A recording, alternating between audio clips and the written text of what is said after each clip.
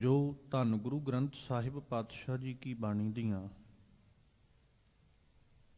ਲੜੀਵਾਰ ਵਿਚਾਰਾਂ ਰੋਜ਼ਾਨਾ ਆਪ ਸੰਗਤਾਂ ਗੁਰੂ ਦਰਬਾਰ ਅੰਦਰ ਜੁੜ ਕਰਕੇ ਔਰ ਆਪਣੇ ਆਪਣੇ ਘਰਾਂ ਵਿੱਚ ਬੈਠ ਕਰਕੇ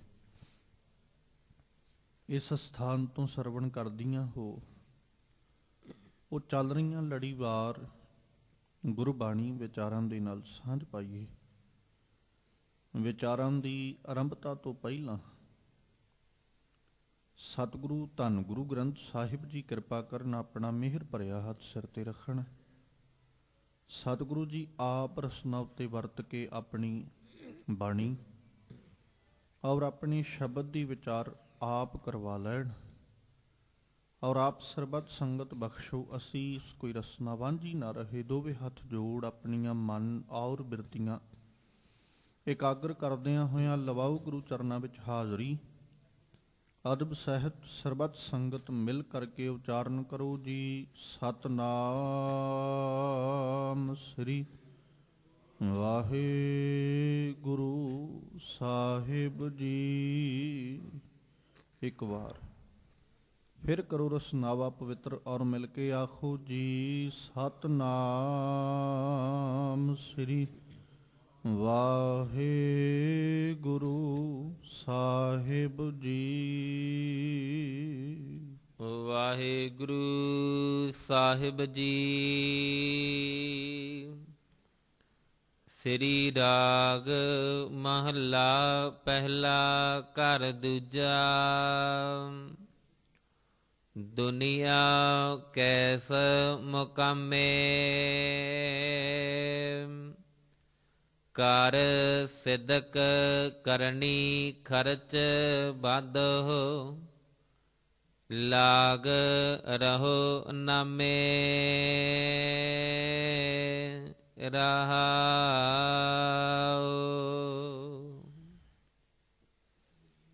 ਜਿਸ ਪਵਨ ਸ਼ਬਦ ਦਾ ਪਾਠ ਆਪ ਸੰਗਤ ਨੇ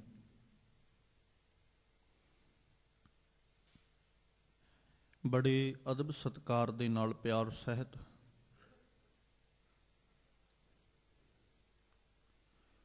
ਮਾਨਯੋਗ ਭਾਈ ਸਾਹਿਬ ਹੋਰਾਂ ਪਾਸੋਂ ਸਰਵਣ ਕੀਤਾ ਹੈ, ਇਹ ਪਾਵਨ ਬਚਨ ਸਤਿਗੁਰੂ ਧੰਨ ਗੁਰੂ ਨਾਨਕ ਸਾਹਿਬ ਜੀ ਦੇ ਮੁਖਾਰਬਿੰਦ ਤੋਂ ਉਚਾਰਨ ਕੀਤਾ ਹੋਇਆ ਸ੍ਰੀ ਰਾਗ ਦੇ ਅੰਦਰ ਗੁਰੂ ਗ੍ਰੰਥ ਸਾਹਿਬ ਪਾਤਸ਼ਾਹ ਜੀ ਦੇ ਪਾਵਨ ਅੰਗ 64 ਦੇ ਉੱਪਰ ਸੁਭਾਇਮਾਨ ਹੈ।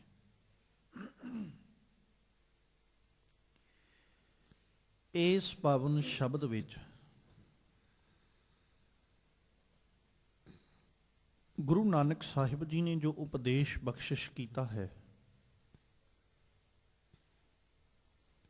ਉਹਦੇ ਵਿੱਚ ਸਤਿਗੁਰੂ ਜੀ ਨੇ ਜ਼ਿਕਰ ਕਰਦਿਆਂ ਸਾਨੂੰ ਸਮਝਾਇਆ ਕਿ ਦੁਨੀਆ ਮੁਕਾਮੇ ਫਾਨੀ,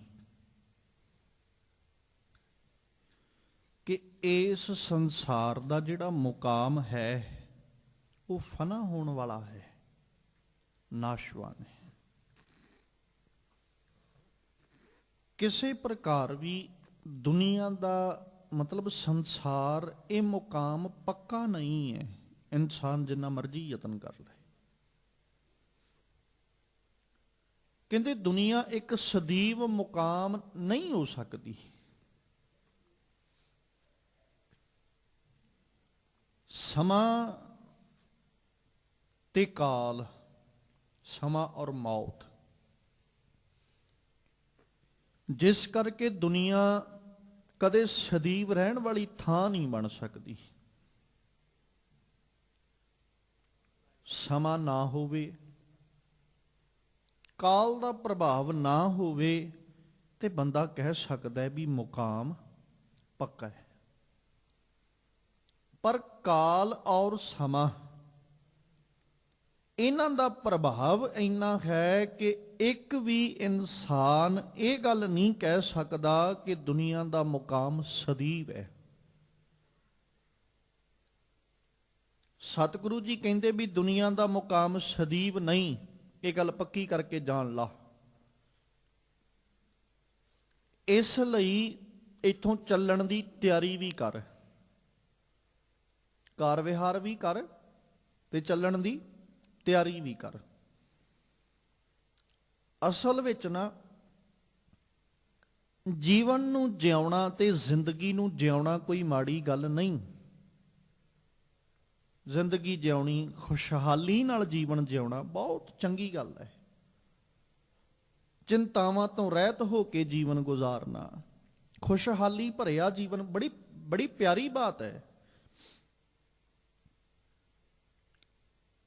ਪਰ ਅਸੀਂ ਉਦੋਂ ਗਫਲਤ ਵਿੱਚ ਚਲੇ ਜਾਂਦੇ ਆ ਜਦੋਂ ਇਹ ਸਮਝ ਲੈਂਦੇ ਆ ਕਿ ਜੀਵਨ ਸਦੀਵ ਹੈ।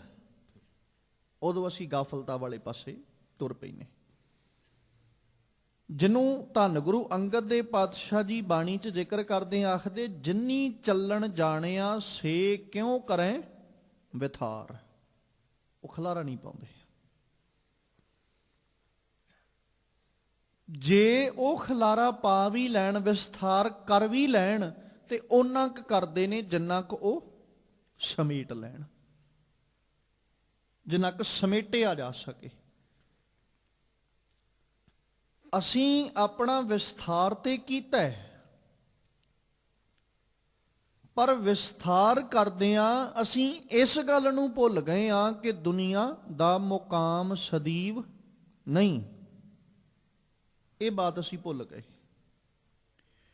ਇਸੇ ਕਰਕੇ ਗੁਰੂ ਨਾਨਕ ਸਾਹਿਬ ਜੀ ਜਦੋਂ ਸਾਨੂੰ ਫਾਰਸੀ ਭਾਸ਼ਾ ਵਿੱਚ ਸਮਝਾਉਂਦੇ, ਉਦੋਂ ਸਤਿਗੁਰੂ ਜ਼ਿਕਰ ਕਰਦੇ, ਯਕ ਅਰਜ਼ ਗੁਫਤਮ ਪੇਸ਼ ਦੋ ਦਰਗੋਸ਼ ਕੁਨ ਕਰਤਾਰ, ਹੱਕਾ ਕਬੀਰ ਕਰੀਮ ਤੂੰ ਬੇਐਬ ਪਰਵਦਗਾਰ, ਦੁਨੀਆ ਮੁਕਾਮੇ ਫਾਨੀ ਤਹਿਕੀਕ ਦਿਲ ਦਾਨੀ, ਮਮ ਸਰ ਮੁਏ ਅਜ਼ਰਾਇਲ ਗ੍ਰਿਫਤਹ ਦਿਲ ਹੇਚ ਨਾ ਦਾਨੀ। ਸਾਰੇ ਦਾ ਸਾਰਾ ਪਾਵਨ ਸ਼ਬਦ ਇਸੇ ਬਾਤ ਨੂੰ ਲੈ ਕੇ ਹੈ, ਕਿਉਂ ਜਿਉ ਸੁਪਨਾ ਅਰ ਪੇਖਨਾ ਐਸੇ ਜਗ ਕੋ ਜਾਨ। ਸਾਰੇ ਦਾ ਸਾਰਾ। ਔਰ ਇਸ ਪਾਵਨ ਸ਼ਬਦ ਵਿੱਚ ਵੀ ਸਤਿਗੁਰੂ ਜੀ ਇਹੋ ਸਮਝਾ ਰਹੇ ਕਿ ਦੁਨੀਆ ਕੈਸ ਮੁਕਾਮੇ, ਕਿਹੜਾ ਕੀ ਮੁਕਾਮ ਹੈ ਦੁਨੀਆ ਦਾ। ਗੁਰੂ ਨਾਨਕ ਸਾਹਿਬ ਨੂੰ ਪੜ੍ਹੋ। ਮਲਕ ਪਾਤਸ਼ਾਹ ਜੀ ਜ਼ਿਕਰ ਕਰਦੇ ਆਖਦੇ, ਕਹਿੰਦੇ ਘਰ ਘਰ ਇਹੋ ਪਾਹੁਚਾ ਸਦੜੇ ਨਿਤ ਪਵਨ। ਦੁਨੀਆ ਕੈਸ ਮੁਕਾਮ ਹੈ। ਹਰ ਬੰਦੇ ਦੇ, ਹਰ ਇਨਸਾਨ ਦੇ ਘਰ ਵਿੱਚ ਇੱਕ ਚਿੱਠੀ ਪਹੁੰਚੀ ਹੋਈ ਹੈ।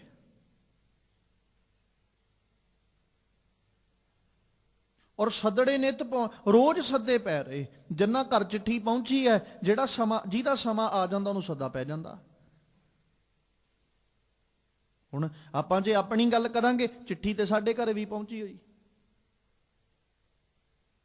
ਜੇ ਆਪਾਂ ਉਸ ਮੌਤ ਦੀ ਚਿੱਠੀ ਦਾ ਜ਼ਿਕਰ ਕਰਾਂਗੇ ਤੇ ਉਹ ਤੇ ਸਾਡੇ ਘਰੇ ਵੀ ਪਹੁੰਚੀ ਹੈ। ਬਸ ਬਾਤ ਇਹ ਹੈ ਵੀ ਸਾਨੂੰ ਅਜੇ ਸੱਦਾ ਨਹੀਂ ਪਿਆ। ਜਿੱਦਣ ਉਹਨੇ ਸੱਦ ਲਿਆ, ਉਦਣ ਮੁਕਾਮ ਖਤਮ। ਇਸੇ ਕਰਕੇ ਨਾ ਸਤਿਗੁਰੂ ਜੀ ਜਦੋਂ ਬਾਣੀ ਦੇ ਵਿੱਚ ਜ਼ਿਕਰ ਕਰਦੇ ਤੇ ਮਾਲਕ ਪਾਤਸ਼ਾਹ ਨਾ ਸਾਨੂੰ ਕਹਿੰਦੇ ਵੀ ਦੁਨੀਆ ਦੇ ਉੱਤੇ ਇਉਂ ਜਿਉਂ ਇਸ ਤਰੀਕੇ ਨਾਲ ਜੀਵਨ ਬਸਰ ਕਰ ਜਿਵੇਂ ਇੱਕ ਪ੍ਰਾਹੁਣਾ ਜ਼ਿੰਦਗੀ ਜਿਉਂਦਾ।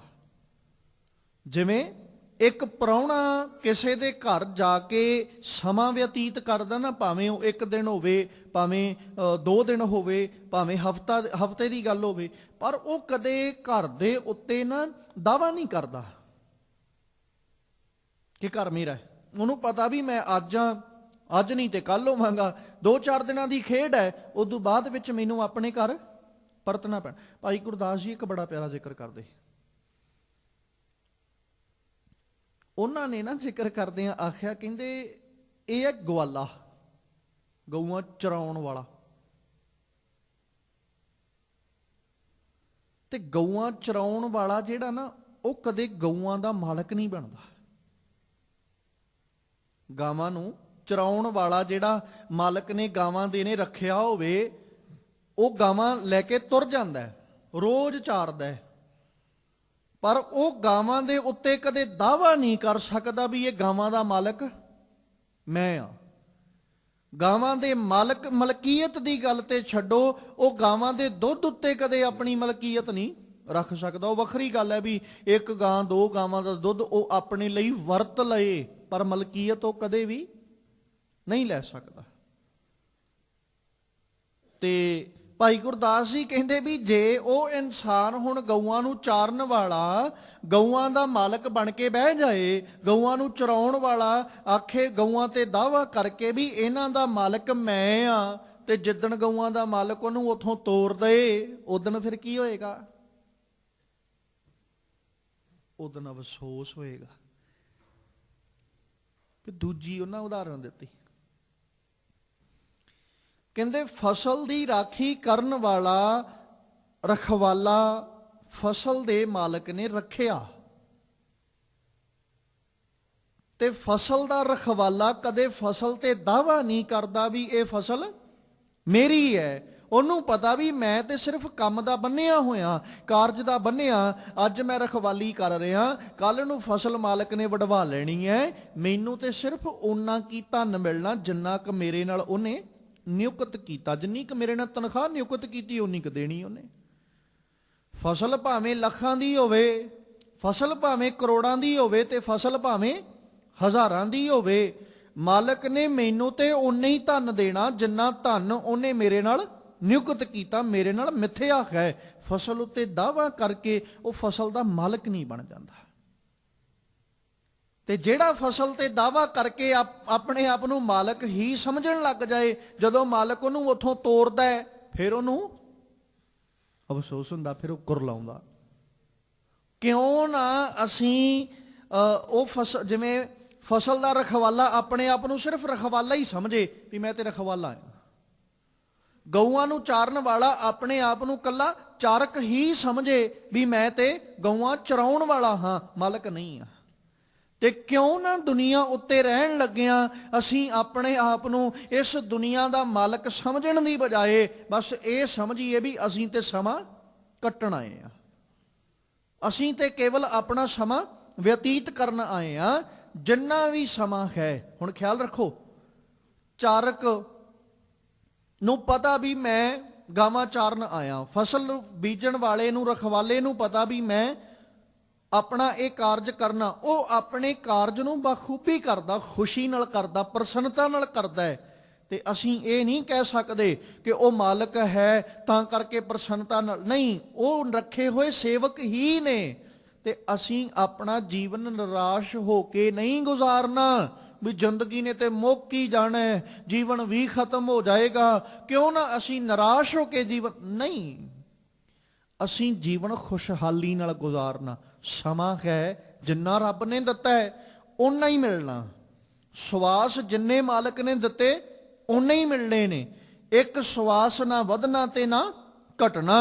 ਉਹਨੇ ਜਿੰਨੇ ਸਾਹ ਦਿੱਤੇ ਜਿੱਦਣ ਪੂਰੇ ਹੋ ਗਏ, ਭਾਵੇਂ ਹੋਵੇ ਰਾਤ, ਭਾਵੇਂ ਹੋਵੇ ਦਿਨ, ਭਾਵੇਂ ਹੋਵੇ ਦੁਪਹਿਰ, ਤੇ ਭਾਵੇਂ ਸੰਧਿਆ ਵੇਲਾ ਹੀ ਕਿਉਂ ਨਾ ਹੋਵੇ, ਉੱਥੇ ਹੀ ਕੜੀ ਟੁੱਟ ਜਾਣੀ ਜਿੱਥੇ ਸਵਾਸ ਪੂਰੇ ਹੋ ਗਏ।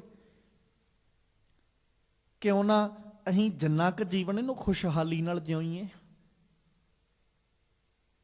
ਆਪਣੇ ਜੀਵਨ ਨੂੰ ਖੁਸ਼ਹਾਲੀ ਭਰਿਆ ਕਿਉਂ ਨਾ ਬਣਾਈਏ। ਅਸੀਂ ਬਸ ਇਸ ਮੁਕਾਮ ਨੂੰ ਇੰਨਾ ਕੁ ਸਮਝ ਕੇ ਰੱਖੀਏ ਵੀ ਅਸੀਂ ਛੱਡ ਕੇ ਜਾਣਾ। ਇਹ ਨਾ ਮਨ ਵਿੱਚ ਰੱਖੀਏ ਵੀ ਮੈਂ ਤੇ ਦੁਨੀਆ ਤੇ ਸਦੀਵ। ਇਸੇ ਕਰਕੇ ਤੇ ਸਤਿਗੁਰੂ ਜੀ ਬਾਣੀ ਵਿੱਚ ਬਾਰ-ਬਾਰ ਸਮਝਾਉਂਦੇ ਨਾ ਸਾਨੂੰ ਵੀ ਵੇਖ ਤੇਰੇ ਸਾਹਮਣੇ ਕਿੰਨੇ ਤੁਰਦੇ ਜਾ ਰਹੇ, ਕਿੰਨੇ ਤੁਰਦੇ ਜਾ ਰਹੇ। ਤੂੰ ਆਪਣੇ ਮਿੱਤਰਾਂ ਵੱਲ ਹੀ ਵੇਖ ਲਾ, ਤੇਰੇ ਮਿੱਤਰ ਕਿੰਨੇ ਚਲੇ ਗਏ। ਔਰ ਸਤਿਗੁਰੂ ਜੀ ਬਾਣੀ 'ਚ ਜ਼ਿਕਰ, ਸੱਜਣ ਮੇਰੇ ਰੰਗੁਲੇ ਜਾਏ ਸੁਤੇ ਜੀ ਰਾਣ, ਹੰਪੀ ਵੰਜਾਂ ਡੁੰਮਣੀ ਰੋਵਾਂ ਝੀਣੀ ਬਾਣ। ਜਾਂ ਸਤਿਗੁਰੂ ਜੀ ਜ਼ਿਕਰ ਕਰਦੇ ਆਖਦੇ, ਕਹਿੰਦੇ ਸਭਨਾ ਸਾਹੁਰੇ ਵੰਝਣਾ ਸਭ ਮੁਕਲਾਵਣ ਹਾਰ। ਹੁਣ ਸਾਰਿਆਂ ਹੀ ਜਾਣਾ ਨਾ, ਮੁਕਾਮ ਤੇ ਸਦੀਵ ਕਿਸੇ ਦਾ ਨਹੀਂ ਹੈ। ਜਿਹਨੂੰ ਸਤਿਗੁਰੂ ਤੇਗ ਬਹਾਦਰ ਸਾਹਿਬ ਕਹਿੰਦੇ ਰਾਮ ਗਇਓ ਰਾਵਣ ਗਇਓ, ਜਾ ਕੋ ਬਹੁ ਪਰਵਾਰ, ਕਹੋ ਨਾਨਕ ਥਿਰ ਕਛ ਨਹੀਂ, ਸੁਪਨੇ ਜਿਉ ਸੰਸਾਰ। ਹੁਣ ਏਦੂ ਵਧੇਕ ਹੋਰ ਕੀ ਹੋ ਸਕਦਾ? ਰਵੇਗਾ ਕੀ? ਨਾਮ ਰਹਿਓ ਸਾਧੂ ਰਹਿਓ, ਰਹਿਓ ਗੁਰ ਗੋਬਿੰਦ, ਕਹੋ ਨਾਨਕ ਇਹ ਜਗਤ ਮੈਂ ਕਿਨ ਜਪਿਓ ਗੁਰਮੰਤ। ਸਦੀਵ ਤਾਂ ਇਹ ਹੈ ਦੁਨੀਆ ਦਾ ਮੁਕਾਮ ਫਣਾ ਹੋਣ ਵਾਲਾ। ਬਸ ਇਹ ਉਹ ਮਹਿਲ ਹੈ ਜਿਹੜਾ ਅਸੀਂ ਰਹਿ ਤੇ ਮਹਿਲ ਵਿੱਚ ਰਹੇ ਹਾਂ, ਪਰ ਅਸੀਂ ਇੱਕ ਮੁਸਾਫਰ ਵਾਂਗੂ ਰਹਿ ਰਹੇ ਹਾਂ। ਮਤਲਬ ਇਹ ਦੁਨੀਆ ਨੂੰ ਜੇ ਅਸੀਂ ਮੁਸਾਫਰ ਖਾਨਾ ਕਹਿ ਲਈਏ ਨਾ, ਤੇ ਕੋਈ ਅਤਕਥਨੀ ਨਹੀਂ। ਦੁਨੀਆ ਇੱਕ ਮੁਸਾਫਰ ਖਾਨਾ ਹੈ ਜਿੱਥੇ ਨਿਤ ਨਵਾਂ ਮੁਸਾਫਰ ਆਉਂਦਾ ਹੈ ਤੇ ਪੁਰਾਣਾ ਮੁਸਾਫਰ ਇਥੋਂ ਚਲਾ ਜਾਂਦਾ। ਨਿਤਾ ਪ੍ਰਤੀ ਰੋਜ਼ ਇੱਕ ਨਵਾਂ ਮੁਸਾਫਰ ਆਉਂਦਾ ਹੈ, ਰੋਜ਼ ਇਥੋਂ ਪੁਰਾਣਾ ਮੁਸਾਫਰ ਚਲੇ ਜਾਂਦਾ ਹੈ। ਜਿਹਨੂੰ ਬਾਬਾ ਫਰੀਦ ਜੀ ਕਹਿੰਦੇ, ਕਿੱਥੇ ਤੈਂਡੇ ਮਾਪਿਆ ਜਿੰਨੀ ਤੂੰ ਜਣੇ ਉਹੇ, ਤੈਂ ਪਾਸੋਂ ਓਏ ਲੱਦ ਗਏ, ਤੂੰ ਅਜੇ ਨਾ ਪਤੀਣੇ ਉਹੇ। ਦੁਨੀਆ ਕੈਸ ਮੁਕਾਮੇ, ਦੁਨੀਆ ਦਾ ਮੁਕਾਮ ਅਸੀਂ ਕਦੇ ਵੀ ਸਦੀਵ ਰਹਿਣ ਵਾਲਾ ਨਹੀਂ ਆਖ ਸਕਦੇ। ਇਹ ਸੰਸਾਰ ਨਾਸ਼ਵਾਨ ਹੈ ਤੇ ਇਹਨੇ ਖਤਮ ਹੋਣਾ। ਸਾਡਾ ਜੀਵਨ ਖਤਮ ਹੋਣਾ ਹੈ, ਇਹ ਇੱਕ ਨਾ ਇੱਕ ਦਿਨ ਸੰਪੂਰਨ ਹੋਏਗਾ। ਕਿਉਂ ਨਾ ਜਿੰਨਾ ਸਾਡੇ ਕੋਲ ਜੀਵਨ ਹੈ ਅਸੀਂ ਇਹਨੂੰ ਡਰ ਕੇ ਗੁਜ਼ਾਰਨ ਦੀ ਬਜਾਏ, ਇਹਨੂੰ ਖੌਫ ਵਿੱਚ ਗੁਜ਼ਾਰਨ ਦੀ ਬਜਾਏ ਪ੍ਰਸੰਨਤਾ ਦੇ ਨਾਲ, ਨਿਰਭੈਤਾ ਦੇ ਨਾਲ, ਖੁਸ਼ਹਾਲੀ ਵਾਲਾ ਜੀਵਨ ਗੁਜ਼ਾਰੀਏ। ਬੰਦੇ ਨੂੰ ਪਤਾ ਲੱਗ ਜੇ ਨਾ, ਕਿਤੇ ਇਨਸਾਨ ਰਹਿੰਦਾ ਹੋਵੇ, ਉਹਨੂੰ ਪਤਾ ਲੱਗ ਜਾਏ ਵੀ ਮੈਂ ਅੱਜ ਨਹੀਂ ਤੇ ਕੱਲ ਇੱਥੋਂ ਚਲੇ ਜਾਣਾ, ਉਹ ਕੋਸ਼ਿਸ਼ ਕਰਦਾ ਵੀ ਜਿਹੜਾ ਸਮਾਂ ਹੈ ਉਹਨੂੰ ਮੈਂ ਚੰਗੀ ਤਰ੍ਹਾਂ ਮਾਣ ਲਾਂ। ਜਾਂ ਮੈਂ ਸੌਖੇ ਜਿਹੇ ਰੂਪ 'ਚ ਇੱਕ ਇਨਸਾਨ ਕਿਤੇ ਆਪਣੀ ਜ਼ਿੰਦਗੀ ਦੇ ਕਾਰਾਂ ਵਿਹਾਰਾਂ ਚੋਂ, ਧੰਦਿਆਂ ਚੋਂ, ਝਮੇਲਿਆਂ ਚੋਂ ਥੱਕਿਆ ਹਾਰਿਆ ਕੁਝ ਸਮੇਂ ਦੇ ਲਈ ਰਿਲੈਕਸ ਕਰਨ ਵਾਸਤੇ ਪਾਸੇ ਕਿਸੇ ਅਸਥਾਨ ਤੇ ਚਲੇ ਜਾਂਦਾ। ਉੱਥੇ ਜਾ ਕੁਝ ਦਿਨਾਂ ਵਾਸਤੇ ਗਿਆ, ਉਹ ਹਫ਼ਤੇ ਵਾਸਤੇ ਕਹਿ ਲਓ। ਹੁਣ ਉਹ ਇਹ ਚਾਹੁੰਦਾ ਕਿ ਮੈਂ ਉਹ ਹਫ਼ਤਾ ਕੋਈ ਵੀ ਕਿਸੇ ਪ੍ਰਕਾਰ ਦਾ ਸਟ੍ਰੈਸ ਆਪਣੇ ਮਾਈਂਡ ਤੇ ਨਹੀਂ ਲੈਣਾ, ਵੀ ਇਹ ਜਿਹੜਾ ਹਫ਼ਤਾ ਹੈ ਇਹ ਮੈਂ ਹਫ਼ਤਾ ਖੁਸ਼ਹਾਲੀ ਨਾਲ ਗੁਜ਼ਾਰਾਂ। ਧੰਦਿਆਂ ਤੋਂ, ਝਮੇਲਿਆਂ ਤੋਂ ਥੱਕਿਆ ਹਾਰਿਆ ਹੋਇਆ ਉਸ ਪਾਸੇ ਗਿਆ। ਹੁਣ ਉਹ ਇੱਕ ਹਫ਼ਤੇ ਦੇ ਵਿੱਚ ਨਾ ਉਹ ਆਪਣੇ ਆਪ ਨੂੰ ਬਿਲਕੁਲ ਰਿਲੈਕਸ ਰੱਖਣਾ ਚਾਹੁੰਦਾ। ਕੋਈ ਕਿਸੇ ਪ੍ਰਕਾਰ ਦਾ ਝਮੇਲਾ ਉਹ ਨਹੀਂ ਆਪਣੇ ਕੋਲ ਰੱਖਣਾ ਚਾਹੁੰਦਾ। ਉਹ ਚਾਹੁੰਦਾ ਵੀ ਮੈਂ ਬਿਲਕੁਲ ਪਾਸੇ ਹੋ ਕੇ ਆਹ ਹਫ਼ਤਾ, ਜਿਹਨੂੰ ਆਪਾਂ ਸੌਖੇ ਜਿਹੇ ਲਫ਼ਜ਼ਾਂ 'ਚ ਕਹਿ ਸਕੀਏ ਇੰਜੋਇਮੈਂਟ ਨਾਲ ਆਪਣਾ ਜੀਵਨ, ਇਹ ਸਮਾਂ ਜਿਹੜਾ ਇਹਨੂੰ ਬਤੀਤ ਕਰਾਂ। ਫਿਰ ਉਹ ਜਦੋਂ ਉਹਨੂੰ ਪਤਾ ਲੱਗ ਜਾਂਦਾ ਵੀ 4 ਦਿਨ ਹੋ ਗਏ, 5 ਦਿਨ ਹੋ ਗਏ, ਜਿਵੇਂ ਜਿਵੇਂ ਦਿਨ ਘਟਦੇ ਜਾਂਦੇ ਉਵੇਂ ਉਵੇਂ ਨਾ ਉਹਨੂੰ ਹੋਰ ਮਨ ਵਿੱਚ ਆਸ ਵੱਝਦੀ ਜਾਂਦੀ ਹੈ ਕਿ ਦਿਨ ਥੋੜੇ ਨੇ, ਪਰ ਮੈਂ ਇਹਨਾਂ ਦਿਨਾਂ ਨੂੰ ਗਵਾਉਣਾ ਨਹੀਂ, ਸਟ੍ਰੈਸ ਲੈ ਕੇ ਨਹੀਂ ਗਵਾਉਣਾ, ਮੈਂ ਇਹਨਾਂ ਦਿਨਾਂ ਵਿੱਚ ਵੀ ਖੁਸ਼ਹਾਲੀ ਭਰਿਆ ਸਮਾਂ ਬਤੀਤ ਕਰਨਾ। ਤੇ ਸਵਾਸ ਤੇ ਸਾਨੂੰ ਵੀ ਨਹੀਂ ਪਤਾ ਵੀ ਸਾਡੇ ਕਿੰਨੇ ਨੇ। ਉਹ ਤੇ ਮਿੱਥ ਕੇ ਗਿਆ ਨਾ ਵੀ ਮੈਂ 1 ਹਫ਼ਤੇ ਵਾਸਤੇ ਚੱਲੇ ਆ, ਸਾਨੂੰ ਨਹੀਂ ਪਤਾ ਵੀ ਅਸੀਂ 1 ਹਫ਼ਤੇ ਵਾਸਤੇ ਆ, 1 ਘੰਟੇ ਵਾਸਤੇ ਆ, ਜਾਂ 10 ਸਾਲਾਂ ਵਾਸਤੇ ਆ, ਜਾਂ ਅਜੇ 50 ਸਾਲ ਹੋਰ ਪਏ ਨੇ, ਸਾਨੂੰ ਨਹੀਂ ਪਤਾ। ਕਿਉਂ ਨਾ ਅਸੀਂ ਆਪਣਾ ਹਰ ਇੱਕ ਸਮਾਂ, ਹਰ ਇੱਕ ਪਲ ਖੁਸ਼ਹਾਲੀ ਨਾਲ ਗੁਜ਼ਾਰੀਏ, ਕਿਉਂਕਿ ਕੋਈ ਵੀ ਪਲ ਸਾਡਾ ਆਖਰੀ ਹੋ ਸਕਦਾ। ਅਕਸਰ ਆਪ ਜੀ ਅੱਗੇ ਬੇਨਤੀ ਕਰੀਦੀ ਹੈ ਕਿ ਆਪਣੇ ਹਰ ਇੱਕ ਸਵਾਸ ਨੂੰ ਆਪਣਾ ਅਖੀਰੀ ਸਵਾਸ ਸਮਝ ਕੇ ਜਿਉਈਏ। ਜਦੋਂ ਅਖੀਰੀ ਸਵਾਸ ਸਮਝ ਕੇ ਜਿਉਵਾਂਗੇ ਨਾ, ਅਸੀਂ ਕਦੇ ਉਸ ਸਾਹ ਨੂੰ ਖਰਾਬ ਨਹੀਂ ਕਰਾਂਗੇ, ਕਦੇ ਵੀ। ਅਖੀਰੀ ਪਲ ਸਮਝ ਕੇ ਜਦੋਂ ਜਿਉਵਾਂਗੇ ਨਾ, ਤੇ ਅਸੀਂ ਆਪਣਾ ਇੱਕ ਇੱਕ ਪਲ ਸਫਲ ਕਰਾਂਗੇ। ਅਸੀਂ ਇੱਕ ਇੱਕ ਪਲ ਆਪਣਾ ਲਾਹੇ ਵਿੱਚ ਲਾਵਾਂਗੇ ਵੀ ਮੇਰਾ ਇੱਕ ਵੀ ਪਲ ਵਿਅਰਥ ਨਾ ਜਾਏ, ਕਿਉਂਕਿ ਇਹ ਆਖਰੀ ਹੈ। ਹਰ ਆਖਰੀ ਪਲ ਬੰਦਾ ਸਫਲ ਕਰਨ ਦੀ ਕੋਸ਼ਿਸ਼ ਕਰੇਗਾ। ਹਰ ਆਖਰੀ ਸਵਾਸ ਇਨਸਾਨ ਸਫਲ ਕਰਨ ਦਾ, ਹਰ ਆਖਰੀ ਸਵਾਸ ਖੁਸ਼ਹਾਲੀ ਨਾਲ ਜਿਉਣ ਦਾ ਇਨਸਾਨ ਯਤਨ ਕਰੇਗਾ। ਮਾਲਕ ਜੀ ਕਹਿੰਦੇ ਦੁਨੀਆ ਕੈਸ਼ ਮੁਕਾਮੇ, ਕਰ ਸਿਦਕ ਕਰਨੀ ਖਰਚ ਬੰਦ ਹੋ, ਲਾਗ ਰਹੋ ਨਾਮੇ। ਇੰਨੀ ਗੱਲ ਪੱਕੀ ਜਾਣ ਲਾ ਕਿ ਇਸ ਸੰਸਾਰ ਤੋਂ ਤੂੰ ਜਾਣਾ ਹੈ, ਇਸ ਲਈ ਚੱਲਣ ਦੀ ਤਿਆਰੀ ਕਰ। ਤੇ ਚੱਲਣ ਦੀ ਤਿਆਰੀ ਕੀ ਹੈ? ਕਰ ਸਿਦਕ ਕਰਨੀ ਖਰਚ ਬੰਦ ਹੋ। ਉੱਚੀ ਕਰਨੀ ਸਿਦਕ, ਇਹ ਤੇਰੇ ਕੋਲ ਖਰਚ ਹੋਵੇ। ਲਾਗ ਰਹੋ ਨਾਮੇ, ਔਰ ਰੱਬ ਜੀ ਦੇ ਨਾਮ ਨਾਲ ਜੁੜਿਆ ਰਹੋ। ਰੱਬ ਜੀ ਦੇ ਨਾਮ ਨੂੰ ਤੋਸ਼ਾ ਬਣਾ, ਰੱਬ ਜੀ ਦੇ ਨਾਮ ਨੂੰ ਖਰਚਾ ਬਣਾ ਰਸਤੇ ਦਾ। ਜਿਹਨੂੰ ਸਤਿਗੁਰੂ ਕਹਿੰਦੇ ਜਿਹ ਮਾਰਗ ਕੇ ਗਨੇ ਜਾਹੇ ਨਾ ਕੋਸਾ, ਹਰ ਕਾ ਨਾਮ ਊਹਾ ਸੰਗ ਤੋਸਾ। ਸਤਿਗੁਰੂ ਜੀ ਕੀ ਜਦੋਂ ਬਾਣੀ ਪੜ੍ਹਦੇ ਆ ਨਾ, ਤੇ ਮਾਲਕ ਸਾਨੂੰ ਬਾਰ-ਬਾਰ ਸਮਝਾਉਂਦੇ, ਸਰੰਜਾਮ ਲਾਗ ਭਵ ਜਲ ਤਰਨ ਕੈ, ਜਨਮ ਬ੍ਰਿਥਾ ਜਾਤ ਰੰਗ ਮਾਇਆ ਕੈ। ਸਰੰਜਾਮ ਕਰ, ਤੂੰ ਇੰਤਜ਼ਾਮ ਪ੍ਰਬੰਧ ਕਰ ਭਾਈ, ਤੂੰ ਚੱਲਣਾ। ਇਨਸਾਨ ਨੂੰ ਚੱਲਣ ਦਾ ਪਤਾ ਲੱਗ ਜੇ। ਦੇਖੋ ਨਾ, ਕਿਤੇ ਇੱਕ ਦੇਸ਼ ਤੋਂ ਦੂਜੇ ਦੇਸ਼ ਜਾਣਾ ਹੋਵੇ ਨਾ, ਇਨਸਾਨ ਨੂੰ ਪਤਾ ਲੱਗ ਜੇ ਵੀ ਮੈਂ ਇੰਨੇ ਕੁ ਸਮੇਂ ਨੂੰ ਜਾਣਾ, ਆਹ ਦਿਨ ਮੇਰੀ ਜਾਣ ਦੀ ਤਰੀਕ ਹੈ, ਉਦੋਂ ਪਹਿਲੋਂ ਹੀ 2-2 3-3 ਮਹੀਨੇ ਤਿਆਰੀ ਕਰਨ ਲੱਗ ਜਾਂਦਾ ਹੌਲੀ ਹੌਲੀ। ਜੇ ਕੋਈ ਪੁੱਛੇ ਜਾਣਾ ਕਦੋਂ, ਅਜੇ 2 ਮਹੀਨੇ ਪਏ ਨੇ, ਪਰ ਮੈਂ ਇਹ ਸੋਚਿਆ ਕਿ ਤਿਆਰੀ ਹੌਲੀ ਹੌਲੀ ਕਰ ਲਾਂ। ਹੁਣ ਸਾਨੂੰ ਸਾਡੇ ਜੀਵਨ ਮੁੱਕਣ ਦਾ ਤੇ ਨਹੀਂ ਪਤਾ, ਤੇ ਅਸੀਂ ਜੇ ਤੇਜ਼ੀ ਨਾਲ ਨਹੀਂ ਹੌਲੀ ਹੌਲੀ ਤਿਆਰੀ ਤੇ ਕਰਦੇ ਰਹੀਏ ਨਾ, ਵੀ ਜਿੱਦਣ ਜਾਈਏ ਉਦਣ। ਹੁਣ ਉਹਦਾ ਹੌਲੀ ਹੌਲੀ ਤਿਆਰੀ ਕਰਨ ਦਾ ਮਤਲਬ ਕੀ ਹੈ? ਵੀ ਮੈਂ ਜਿਹੜੀਆਂ ਲੋੜੀਂਦੀਆਂ ਵਸਤੂਆਂ ਨੇ ਉਹ ਰੱਖ ਰਿਹਾ, ਜੋੜ ਰਿਹਾ, ਵੀ ਜਿੱਦਣ ਜੇ ਸਮਾਂ ਆ ਵੀ ਜਾਵੇ ਤੇ ਮੈਨੂੰ ਉੱਥੇ ਜਾ ਕੇ ਮੁਸ਼ਕਲ ਨਾ ਆਵੇ, ਤੇ ਮੈਂ ਜਿੱਦਣ ਮੇਰੀ ਮੌਤ ਆ ਜਾਏ ਉਦਣ ਮੈਨੂੰ ਚਿੰਤਾ ਨਾ ਹੋਵੇ, ਪਛਤਾਵਾ ਨਾ ਹੋਵੇ। ਮੈਂ ਆਪਣੀ ਉਨੀ ਕੁ ਤਿਆਰੀ ਤੇ ਰੱਖਾਂ, ਬਹੁਤੀ ਨਹੀਂ ਐਵੇਂ ਭਾਰ ਇਕੱਠਾ। ਦੇਖੋ ਨਾ, ਫਿਰ ਲਿਮਟ ਹੈ, ਹਰ ਚੀਜ਼ ਦੀ ਲਿਮਟ ਹੈ। ਉਹਨੇ ਜਾਣਾ, ਉਹਨੂੰ ਵੇਟ ਦੱਸਿਆ ਗਿਆ ਵੀ ਤੂੰ ਆਪਣੇ ਸਾਮਾਨ ਦਾ ਇੰਨਾ ਕੁ ਵੇਟ ਲੈ ਕੇ ਜਾਣਾ, ਇਹ ਤੋਂ ਵੱਧ ਨਹੀਂ। ਹੁਣ ਉਹ ਇਹ ਥੋੜੀ ਵੀ ਉਹ ਘਰ ਦੇ ਬਿਸਤਰੇ ਵੀ ਵਿੱਚ ਪਾਈ ਫਿਰਦਾ, ਜਾਂ ਘਰ ਦੇ ਵਿੱਚੋਂ ਭਾਂਡੇ ਵੀ ਚੁੱਕ ਕੇ ਆਪਦੇ ਅਟੈਚੀ 'ਚ ਪਾਈ, ਨਹੀਂ। ਉਹ ਸਿਰਫ ਓਨੀਆਂ ਕੁ ਚੀਜ਼ਾਂ ਜਿਹੜੀਆਂ ਲੋੜੀਂਦੀਆਂ, ਵੀ ਬਾਕੀ ਮੈਂ ਉੱਥੇ ਜਾ ਕੇ ਪ੍ਰਬੰਧ ਕਰ ਲਾਂਗਾ। ਉਹ ਲੋੜੀਂਦੀਆਂ ਚੀਜ਼ਾਂ, ਵਸਤੂਆਂ ਉਨੀਆਂ ਕੋ ਬੈਗ 'ਚ ਪਾਉਂਦਾ, ਵੀ ਕਿਤੇ ਵੇਟ ਵੱਧ। ਫਿਰ ਤੋਲ ਕੇ ਵੇਖਦਾ ਵੀ ਵੇਟ ਵੱਧ ਨਾ ਜਾਏ। ਕਿਉਂ ਨਾ ਅਸੀਂ ਪ੍ਰਬੰਧ ਕਰਕੇ ਰੱਖੀਏ ਆਪਣਾ, ਵੀ ਜਿੱਦਣ ਅਕਾਲ ਪੁਰਖ ਪਰਮੇਸ਼ਵਰ ਜੀ ਦਾ ਸੱਦਾ ਆਵੇ ਤੇ ਉਦਣ ਅਸੀਂ ਇਹ ਨਾ ਸੋਚੀਏ ਵੀ ਹੁਣ ਬਣੇਗਾ ਕੀ। ਪਹਿਲੋਂ ਪ੍ਰਬੰਧ ਕੀਤਾ ਹੋਵੇ ਤੇ ਫਿਰ ਜਦੋਂ ਸੱਦਾ ਆਇਆ ਅਸੀਂ ਖੁਸ਼ਹਾਲੀ ਨਾਲ ਤੁਰ ਪਈਏ। ਜਾਣਾ ਤੇ ਹੈ ਹੀ, ਪ੍ਰਸੰਨਤਾ ਨਾਲ ਨਹੀਂ ਜਾਵਾਂਗੇ, ਅਗਲੇ ਬੰਨ ਕੇ ਲੈ ਜਾਣਗੇ। ਮਤਲਬ ਮੌਤ ਨੇ ਲੈ ਤੇ ਜਾਣਾ ਹੀ ਹੈ ਨਾ।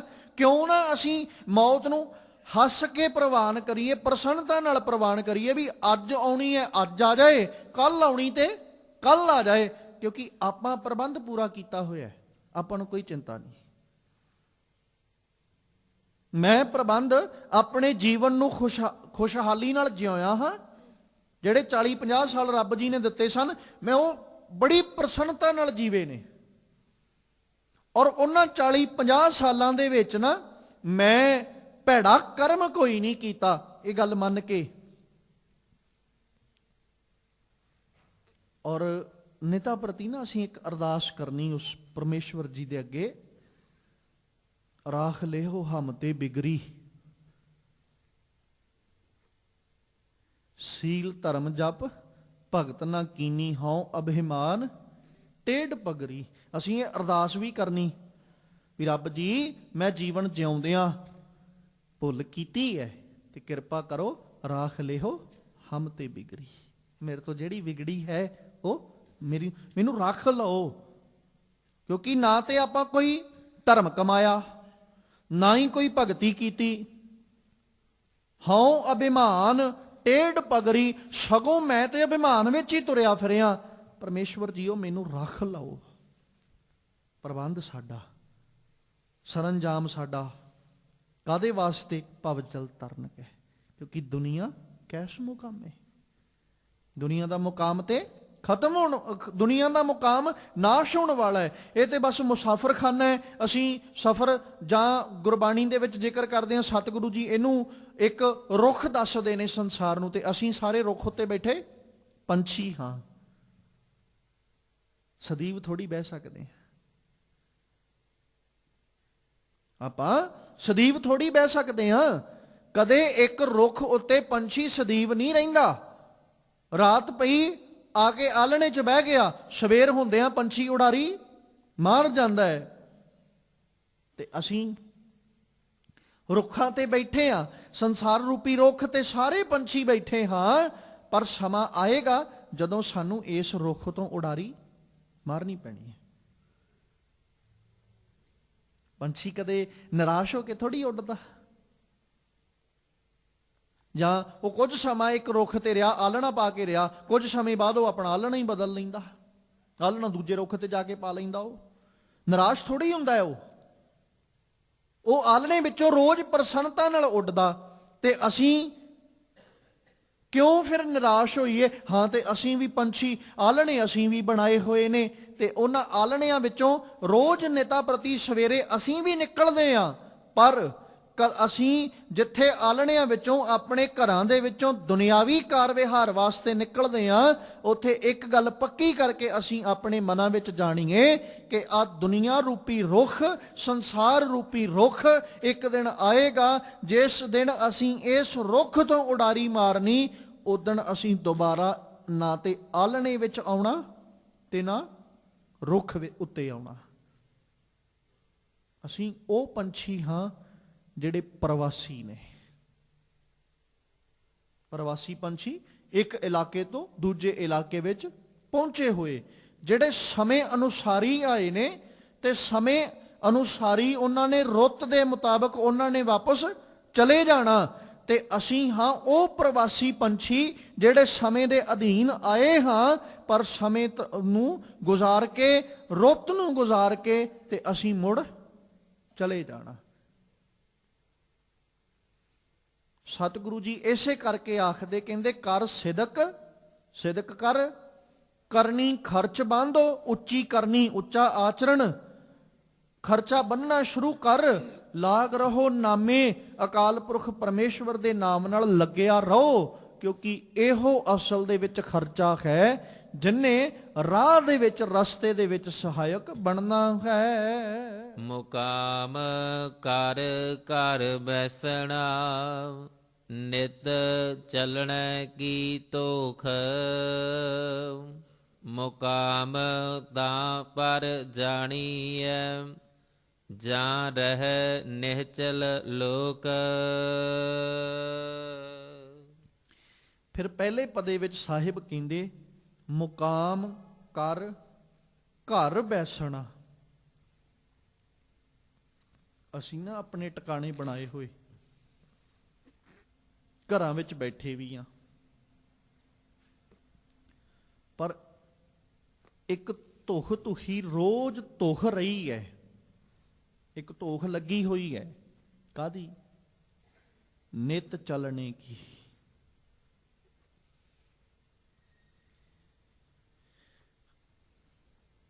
ਘਰ ਅਸੀਂ ਜਿੰਨਾ ਮਰਜੀ ਚੰਗਾ ਤੇ ਸੋਹਣਾ ਔਰ ਸੁੰਦਰ, ਮਹਿਲ ਮਾੜੀਆਂ ਕਿਉਂ ਨਾ ਛੱਤ ਲਈਏ, ਮਹਿਲ ਔਰ ਮਾੜੀਆਂ ਵਿੱਚ ਵਸਣ ਵਾਲੇ ਨੂੰ ਵੀ ਉਹ ਧੋਖ ਲੱਗੀ ਹੋਈ ਹੈ ਕਿ ਮੈਂ ਜਾਣਾ ਹੈ।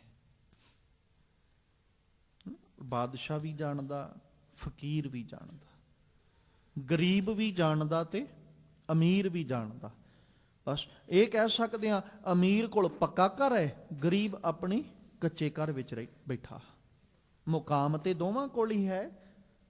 ਆਪਣਾ ਸਿਰ ਢੱਕਣ ਵਾਸਤੇ ਛੱਤ ਤੇ ਦੋਵਾਂ ਕੋਲ ਹੀ ਹੈ, ਗਰੀਬ ਕੋਲ ਵੀ ਹੈ ਤੇ ਅਮੀਰ ਕੋਲ ਵੀ ਹੈ। ਨਾ ਤੇ ਅਮੀਰ ਇਹ ਕਹਿ ਸਕਦਾ ਹੈ ਵੀ ਆਪਾਂ ਜਿਸ ਛੱਤ ਹੇਠਾਂ ਬੈਠੇ ਆ ਇੱਥੇ ਧੁਖ ਧੁਖੀ ਨਹੀਂ ਹੈ, ਮਤਲਬ ਇੱਥੇ ਮੈਨੂੰ ਕੋਈ ਡਰ ਨਹੀਂ ਕਿ ਮੌਤ ਆਏਗੀ। ਜਾਂ ਕੱਚੇ ਘਰ ਵਿੱਚ ਬੈਠਾ ਹੋਇਆ ਆਖੇ ਭਾਈ ਆਪਾਂ ਨੂੰ ਕੋਈ ਚਿੰਤਾ ਨਹੀਂ, ਪੱਕੇ ਘਰ ਵਾਲੇ ਨੂੰ ਚਿੰਤਾ, ਉਹਨੂੰ ਮੌਤ ਆਉਣੀ ਹੈ। ਕੱਚੇ ਘਰਾਂ ਵਾਲਿਆਂ ਨੂੰ ਮੌਤ ਨਹੀਂ ਆਉਂਦੀ। ਨਹੀਂ, ਕੱਚੇ ਘਰ ਵਾਲਾ ਵੀ ਜਾਂਦਾ। ਉਹ ਜਿਵੇਂ ਚੁੱਲ੍ਹੇ ਦੇ ਵਿੱਚ ਲੱਕੜ ਲਾਈ ਜਾਵੇ ਨਾ, ਬਾਲਣ ਲਾਇਆ ਜਾਏ, ਅਸੀਂ ਕਹਿੰਦੇ ਵੀ ਧੁਖ ਰਿਹਾ ਹੌਲੀ ਹੌਲੀ, ਤੇ ਉਹ ਧੁਖਦਾ ਮੱਚ ਜਾਂਦਾ, ਬਾਲਣ ਸੜ ਜਾਂਦਾ। ਰੋਜ਼ ਅਸੀਂ ਵੀ ਤੇ ਧੁਖ ਹੀ ਰਹੇ ਹਾਂ ਨਾ, ਇੱਕ ਦਿਨ ਆਏਗਾ ਮੁੱਕ ਜਾਵਾਂਗੇ। ਕਦੇ ਵੀ ਸਦੀਵਤਾ ਨਹੀਂ ਹੈ, ਚਾਹੇ ਕੋਈ ਜਿੰਨਾ ਮਰਜ਼ੀ ਵੱਡਾ ਕਿਉਂ ਨਾ ਹੋਵੇ।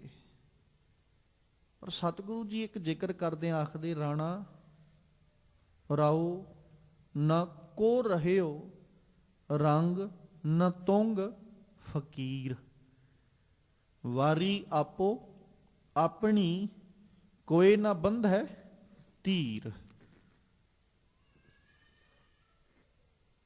ਇੱਕ ਮੌਤ ਹੀ ਹੈ ਜਿਹੜੀ ਰਾਣਾ ਔਰ ਰੰਕ ਲਈ ਬਰਾਬਰ ਹੈ। ਰੱਬ ਜੀ ਦਾ ਨਜ਼ਰੀਆ ਤੇ ਬਰਾਬਰ ਹੀ ਹੈ ਨਾ। ਦੁਨੀਆ ਭਾਵੇਂ ਜਿੱਦਾਂ ਦੀ ਮਰਜ਼ੀ ਹੋਵੇ, ਦੁਨੀਆ ਰਾਣੇ ਨੂੰ ਕਿਸੇ ਅਲੱਗ ਨਜ਼ਰੀਏ ਨਾਲ ਵੇਖਦੀ ਹੈ ਤੇ ਰੰਕ ਨੂੰ ਅਲੱਗ ਨਜ਼ਰੀਏ ਨਾਲ, ਰਾਜੇ ਨੂੰ ਅਲੱਗ ਨਜ਼ਰੀਆ ਵੇਖਣ ਦਾ ਤੇ ਗਰੀਬ ਨੂੰ ਅਲੱਗ ਨਜ਼ਰੀਆ। ਪਰ ਰੱਬ ਜੀ ਦਾ ਨਜ਼ਰੀਆ ਇੱਕੋ ਹੀ ਹੈ, ਮੌਤ ਦਾ ਨਜ਼ਰੀਆ ਇੱਕੋ ਹੀ ਹੈ। ਇਹ ਨਹੀਂ ਵੀ ਮੌਤ ਗਰੀਬ ਉੱਤੇ ਜਾ ਕੇ ਰੋਹਬ ਮਾਰੀ ਜਾਏ ਤੇ ਰਾਜੇ ਕੋਲੋਂ ਜਾ ਕੇ ਡਰ ਜੇ, ਜਾਂ ਗਰੀਬ ਉੱਤੇ ਤਰਸ ਕਰਕੇ ਆਖੇ ਵੀ ਚਲੋ ਕੋਈ ਗੱਲ ਨਹੀਂ ਛੱਡੋ, ਰਾਜੇ ਨੂੰ ਜਾ ਕੇ ਦਬੋਚ ਲਏ। ਇਦਾਂ ਥੋੜੀ, ਉਹ ਤੇ ਬਰਾਬਰਤਾ ਨਾ ਸਾਰਿਆਂ ਲਈ। ਮੁਕਾਮ ਕਰ ਘਰ ਬੈਸਣਾ, ਨਿਤ ਚੱਲਣਾ ਕੀ ਧੋਖ, ਰੋਜ਼ ਚੱਲਣ ਦਾ ਡਰ ਬਣਿਆ ਹੋਇਆ ਹੈ। ਔਰ ਇੱਕ ਖਿਆਲ ਰੱਖੀਏ, ਇਹ ਡਰ ਨਾ ਉਦੋਂ ਵੱਧ ਜਾਂਦਾ ਜਿਵੇਂ ਜਿਵੇਂ ਤਬਦੀਲੀ ਆਉਂਦੀ। ਬਚਪਨ ਵਿੱਚ ਡਰ ਨਹੀਂ ਹੈ, ਨਾ ਬਚਪਨ ਵਿੱਚ ਰਹਿਣ ਵਾਲੇ ਨੂੰ ਤੇ ਨਾ ਬਚਪਨ ਨੂੰ ਵੇਖਣ ਵਾਲਿਆਂ ਨੂੰ ਡਰ ਨਹੀਂ ਹੈ। ਜਵਾਨੀ ਵਿੱਚ ਵੀ ਇਹ ਡਰ ਨਹੀਂ, ਜਵਾਨੀ ਵਿੱਚ ਤੇ ਜਮਾਂ ਹੀ ਡਰ ਮੁੱਕ ਜਾਂਦਾ ਨਾ। ਜਿਹੜਾ ਜਵਾਨੀ ਮਾਣ ਰਿਹਾ ਉਹਦਾ ਵੀ ਡਰ ਖਤਮ। ਉਹ ਤੇ ਕਹਿੰਦਾ ਵੀ ਮੌਤ ਵੀ ਮੈਨੂੰ ਪੁੱਛ ਕੇ ਆਏਗੀ। ਜਵਾਨੀ ਵਿੱਚ ਇਨਸਾਨ ਦੀ ਹਾਲਤ, ਜਦੋਂ ਜਵਾਨੀ ਤੋਂ ਬੁਢੇਪੇ ਵੱਲ ਵੱਧਦਾ ਨਾ, ਉਦੋਂ ਜ਼ੁਬਾਨ ਕਹਿਣ ਲੱਗ ਜਾਂਦੀ ਵੀ ਹੁਣ ਦਿਨ ਨੇੜੇ ਹੀ ਹੈ। ਨਿਤ ਚੱਲਣਾ ਕੀ ਧੋਖ ਲੱਗੀ ਹੋਈ ਨਾ। ਇਹ ਨਹੀਂ ਵੀ ਬਚਪਨ ਵਿੱਚ ਮੌਤ ਆਉਣੀ ਨਹੀਂ ਜਾਂ ਜਵਾਨੀ ਵਿੱਚ ਮੌਤ ਆਏਗੀ ਨਹੀਂ, ਆਏਗੀ ਸਮੇਂ ਦੇ ਮੁਤਾਬਕ ਆਏਗੀ। ਚਾਹੇ ਬਚਪਨ ਵਿੱਚ ਮੁੱਕ ਜਾਣ ਸਵਾਸਾਂ ਦੇ ਪੂੰਜੀ, ਚਾਹੇ ਉਹ ਜਵਾਨੀ 'ਚ ਆ ਕੇ ਸਵਾਸਾਂ ਦੀ ਪੂੰਜੀ ਮੁੱਕ ਜਾਏ, ਤੇ ਫਿਰ ਭਾਵੇਂ ਉਹ ਬਜ਼ੁਰਗੀ ਵਿੱਚ ਆ ਕੇ ਕਿਉਂ ਨਾ ਮੁੱਕੇ, ਪਰ ਸਵਾਸਾਂ ਦੀ ਪੂੰਜੀ ਮੁੱਕਣੀ ਹੈ। ਨਿਤ ਚੱਲਣਾ ਕੀ ਧੋਖ ਰਿਤਾ ਪ੍ਰਤੀ ਲੱਗੀ ਹੈ। ਬਸ ਇਨਸਾਨਾਂ ਦੇ ਮਨ ਵਿੱਚ ਭੁਲੇਖਾ ਇਹ ਹੈ, ਇੱਕ ਭਰਮ ਪਿਆ ਕਿ ਬਚਪਨ ਤੇ ਜਵਾਨੀ ਮਰਨ ਵਾਸਤੇ ਨਹੀਂ ਹੈ, ਇਹ ਜਿਉਣ ਵਾਸਤੇ, ਬੁਢੇਪਾ ਮੌਤ ਵਾਸਤੇ। ਇਹ ਇਨਸਾਨਾਂ ਦੇ ਮਨਾਂ ਵਿੱਚ ਇੱਕ ਭਰਮ ਹੈ। ਪਰ ਅਕਾਲ ਪੁਰਖ ਪਰਮੇਸ਼ਵਰ ਦੀ ਰਜ਼ਾ ਔਰ ਉਹਦਾ ਹੁਕਮ ਹੈ ਕਿ ਉਹਨੇ ਕਿਹਨੂੰ ਕਿਸ ਉਮਰ ਵਿੱਚ ਕਦੋਂ ਕਿਵੇਂ ਲੈ ਜਾਣਾ ਹੈ, ਇਹ ਉਸ ਪਰਮੇਸ਼ਵਰ ਦਾ ਹੁਕਮ ਤੇ ਉਹਦੀ ਰਜ਼ਾ ਹੈ। ਪਰ ਇਹ ਮੈਂ ਬੇਨਤੀ ਤਾਂ ਕਰ ਰਿਹਾ ਕਿ ਜਦੋਂ ਇਨਸਾਨ ਬਜ਼ੁਰਗੀ ਵਿੱਚ ਆ ਜਾਂਦਾ ਹੈ, ਉਹ ਜਿਹੜੀ ਧੁਖੀ ਲੱਗੀ ਹੋਈ ਸੀ ਨਾ, ਜਿਹੜੀ ਧੁਖ ਰਹੀ ਸੀ ਰੋਜ਼, ਉਹ ਹੁਣ ਭਾਂਬੜ ਬਣ ਕੇ ਮੱਚਣ ਲੱਗ ਜਾਂਦੀ ਵੀ ਹੁਣ ਦਿਨ ਨੇੜੇ ਹੀ ਹੈ। ਪਹਿਲੋਂ ਅੱਗ ਦਾ ਧੁਖਣਾ, ਮੁੜ ਕੇ ਭਾਂਬੜ ਬਲ ਕੇ ਮੱਚ ਪੈਣਾ। ਬਚਪਨ ਤੇ ਜਵਾਨੀ ਧੁਖ ਰਹੀ ਸੀ, ਹੌਲੀ ਹੌਲੀ ਮੱਚ ਰਹੀ ਸੀ। ਜਦੋਂ ਬੁਢੇਪਾ ਆ ਗਿਆ, ਉਦੋਂ ਉਹੀ ਹੌਲੀ ਹੌਲੀ ਧੁਖਣ ਵਾਲੀ ਅੱਗ ਹੁਣ ਭਾਂਬੜ ਬਣ ਕੇ ਮੱਚ ਪਈ। ਜਦੋਂ ਭਾਂਬੜ ਬਣ ਕੇ ਮੱਚੀ, ਹੁਣ ਇਨਸਾਨ ਖੁਦ ਕਹਿਣ ਲੱਗ ਪਿਆ ਵੀ ਮੌਤ ਨੇੜੇ ਹੀ ਹੈ। ਨਿਤ ਚੱਲਣਾ ਕੀ ਧੋਖ, ਮੁਕਾਮ ਤਾਂ ਪਰ ਜਾਣੀ ਹੈ। ਸਾਹਿਬ ਕਹਿੰਦੇ ਮੁਕਾਮ ਤੇ ਇਸ ਲੋਕ ਨੂੰ ਪੱਕਾ ਤਾਂ ਸਮਝੀਏ, ਠਹਿਰਨ ਦਾ ਪੱਕਾ ਘਰ ਤਾਂ ਸਮਝੀਏ, ਜਾਂ ਰਹਿ ਨਿਹਚਲ ਲੋਕ। ਜੇ ਇੱਥੇ ਕੋਈ ਵੀ ਸਥਿਰ ਰਿਹਾ ਹੋਵੇ ਤਾਂ ਅਸੀਂ ਇਹ ਗੱਲ ਆਖੀਏ ਕਿ ਇਹ ਮੁਕਾਮ ਸਦੀਵ ਰਹਿਣ ਵਾਲਾ ਹੈ। ਇੱਥੇ ਨਿਹਚਲ ਕੋਈ ਨਹੀਂ। ਹਰ ਇਨਸਾਨ ਸਮੇਂ ਅਨੁਸਾਰ, ਸਮੇਂ ਮੁਤਾਬਕ ਆਇਆ, ਸਮੇਂ ਮੁਤਾਬਕ ਤੁਰਿਆ ਜਾਂਦਾ ਹੈ। ਜਿਹਨੂੰ ਆਪਾਂ ਸਾਹਿਬ ਜੀ ਕੀ ਬਾਣੀ ਵਿੱਚ ਪੜ੍ਹਦੇ ਹਾਂ, ਜਿਹਾ ਚੀਰੀ ਲਿਖਿਆ ਤੇਹਾ ਹੁਕਮ ਕਮਾਏ, ਘੱਲੇ ਆਵੇ ਨਾਨਕਾ ਸੱਦੇ ਉੱਠੀ ਜਾਹੇ। ਜਿਵੇਂ ਜਿਵੇਂ ਉਸ ਪਰਮੇਸ਼ਵਰ ਨੇ ਸਵਾਸਾਂ ਦੀ ਪੂੰਜੀ ਬਖਸ਼ੀ, ਤਿਵੇਂ ਤਿਵੇਂ ਇਨਸਾਨ ਇਸ ਸਮਾਜ ਉੱਤੇ ਆਇਆ। ਉਹ ਸਵਾਸਾਂ ਦੀ ਪੂੰਜੀ ਨੂੰ ਜਿਉਇਆ, ਸਵਾਸਾਂ ਦੀ ਪੂੰਜੀ ਨੂੰ ਉਹਨੇ ਖਰਚਿਆ, ਖਰਚ ਕੇ ਤੇ ਜਦੋਂ ਪੂੰਜੀ ਮੁੱਕ ਗਈ ਉਦੋਂ ਸੰਸਾਰ ਤੋਂ ਕੂਚ ਕਰ ਗਿਆ। ਜੇ ਆਪਾਂ ਇਉਂ ਕਹਿ ਲਈਏ ਵੀ ਆਪਾਂ ਨੂੰ ਵਪਾਰੀ ਬਣਾ ਕੇ ਪਰਮੇਸ਼ਵਰ ਨੇ ਸਵਾਸਾਂ ਦੀ ਪੂੰਜੀ ਦੇ ਕੇ ਭੇਜਿਆ ਹੈ, ਤੇ ਕੋਈ ਅਤ ਕਥਨੀ ਨਹੀਂ। ਅਸੀਂ ਸਾਰੇ ਵਪਾਰ ਕਰਨ ਆਏ ਹਾਂ ਤੇ ਉਸ ਮਾਲਕ ਨੇ ਸਵਾਸਾਂ ਦੀ ਪੂੰਜੀ ਦੇ ਕੇ ਭੇਜਿਆ, ਤੇ ਇੱਥੇ ਆ ਕੇ ਅਸੀਂ ਸਵਾਸਾਂ ਦੀ ਪੂੰਜੀ ਖਰਚ ਕੇ ਤੇ ਵਪਾਰ ਕਰਨਾ ਸੀ, ਪਰ ਅਸੀਂ ਵਪਾਰ ਕਰਨ ਦੀ ਬਜਾਏ ਸਵਾਸਾਂ ਦੀ ਪੂੰਜੀ ਨੂੰ ਐਸ਼ੋ ਔਰ ਪ੍ਰਸਤੀ ਵਿੱਚ ਗੁਜ਼ਾਰ ਦਿੱਤਾ। ਪੂੰਜੀ ਤੇ ਉਨੀ ਰਹਿਣੀ ਨਾ, ਜਿੰਨਾ ਕੁ ਧਨ ਦੇ ਕੇ ਸ਼ਾਹੂਕਾਰ ਨੇ ਭੇਜਿਆ ਧਨ ਉਨਾ ਹੀ ਰਹਿਣਾ। ਜੇ ਵਪਾਰ ਕਰ ਲਾਂਗੇ ਤੇ ਧਨ ਦਾ ਲੇਖੇ ਵਿੱਚ ਲੱਗ ਜਾਏਗਾ, ਧਨ ਦਾ ਲਾਭ ਹੋ ਜਾਏਗਾ। ਤੇ ਜੇ ਉਸ ਪੂੰਜੀ ਨੂੰ ਅਸੀਂ ਖਾ ਲਿਆ, ਪਾ ਲਿਆ ਤੇ ਹੰਢਾ ਲਿਆ, ਪੂੰਜੀ ਵੀ ਗਈ, ਵਪਾਰ ਵੀ ਕੋਈ ਨਹੀਂ ਕੀਤਾ, ਵਿਅਰਥ ਚਲੇ ਗਿਆ ਨਾ। ਫਿਰ ਹੁਣ ਸ਼ਾਹੂਕਾਰ ਕੋਲ ਜਾਣ ਤੋਂ ਡਰ ਵੀ ਲੱਗੇਗਾ ਵੀ ਜੇ ਉਹਨੇ ਸੱਦ ਲਿਆ ਤੇ ਮੈਂ ਮੋੜਨਾ ਕਿੱਥੋਂ ਧਨ। ਸ਼ਾਹੂਕਾਰ ਨੇ ਵਪਾਰੀ ਨੂੰ ਵਪਾਰ ਕਰਨ ਭੇਜਤਾ, ਧਨ ਦੇ ਕੇ ਭੇਜਿਆ ਵੀ ਜਾ ਭਾਈ ਵਪਾਰ ਕਰਕੇ ਆ, ਮੈਂ ਤੈਨੂੰ ਵਪਾਰ ਕਰਨ ਭੇਜਿਆ। ਹੁਣ ਉਹਨੇ ਧਨ ਦਿੱਤਾ, ਉਹ ਧਨ ਜਾ ਕੇ ਉੱਥੇ ਬਗਾਨੇ ਥਾਂ ਤੇ ਖਾ ਲਵੇ, ਪਾ ਲਵੇ, ਹੰਢਾ ਲਵੇ, ਵਪਾਰ ਕਰੇ ਕੋਈ ਨਾ, ਧਨ ਸਾਰਾ ਮੁੱਕ ਗਿਆ। ਹਾਂ, ਵਪਾਰ ਕਰਦਾ, ਖਾ ਲੈਂਦਾ, ਪਾ ਲੈਂਦਾ, ਹੰਢਾ ਲੈਂਦਾ, ਨਾਲ ਪ੍ਰੋਫਿਟ ਵੀ ਮਿਲਦਾ, ਨਾਲੇ ਆਪਣਾ ਗੁਜ਼ਰਾਨ ਵੀ ਚੱਲੀ ਜਾਂਦਾ, ਤੇ ਨਾਲ ਪ੍ਰੋਫਿਟ ਵੀ ਹੋਈ ਜਾਂਦਾ, ਧਨ ਲੇਖੇ ਵਿੱਚ ਪਈ ਜਾਂਦਾ। ਤੇ ਜਿੱਦਣ ਉਹ ਸ਼ਾਹੂਕਾਰ ਸੱਦਦਾ ਉਦਣ ਮੈਂ ਖੁਸ਼ਹਾਲੀ ਨਾਲ ਉਹਦੇ ਕੋਲ ਜਾ ਕੇ ਉਹਨੂੰ ਕਹਿੰਦਾ ਵੀ ਲੈ ਭਾਈ ਸੱਜਣਾ, ਆ ਜਿੰਨਾ ਕੁ ਧਨ ਤੂੰ ਦਿੱਤਾ ਸੀ ਉਹ, ਔਰ ਇਹਦੇ ਵਿੱਚੋਂ ਆਹ ਪ੍ਰੋਫਿਟ ਹੈ, ਇੰਨਾ ਕੁ ਮੇਰਾ ਖਰਚਾ ਹੋਇਆ, ਆ ਮੈਂ ਖਰਚਾ ਤੈਨੂੰ ਦੱਸ ਰਿਹਾ। ਉਹ ਸ਼ਾਹੂਕਾਰ ਪ੍ਰਸੰਨ ਹੁੰਦਾ, ਖੁਸ਼ ਹੁੰਦਾ, ਪ੍ਰਸੰਨਤਾ ਵਿੱਚ ਆ ਕੇ ਉਹ ਹੋਰ ਪ੍ਰਸੰਨਤਾ ਵਿੱਚ ਆ ਕੇ ਤੇ ਧਨ ਹੋਰ ਦਿੰਦਾ ਵੀ ਜਾ ਵਪਾਰ ਨੂੰ ਵਾਧੇ ਵਿੱਚ ਲੈ ਕੇ ਚੱਲ।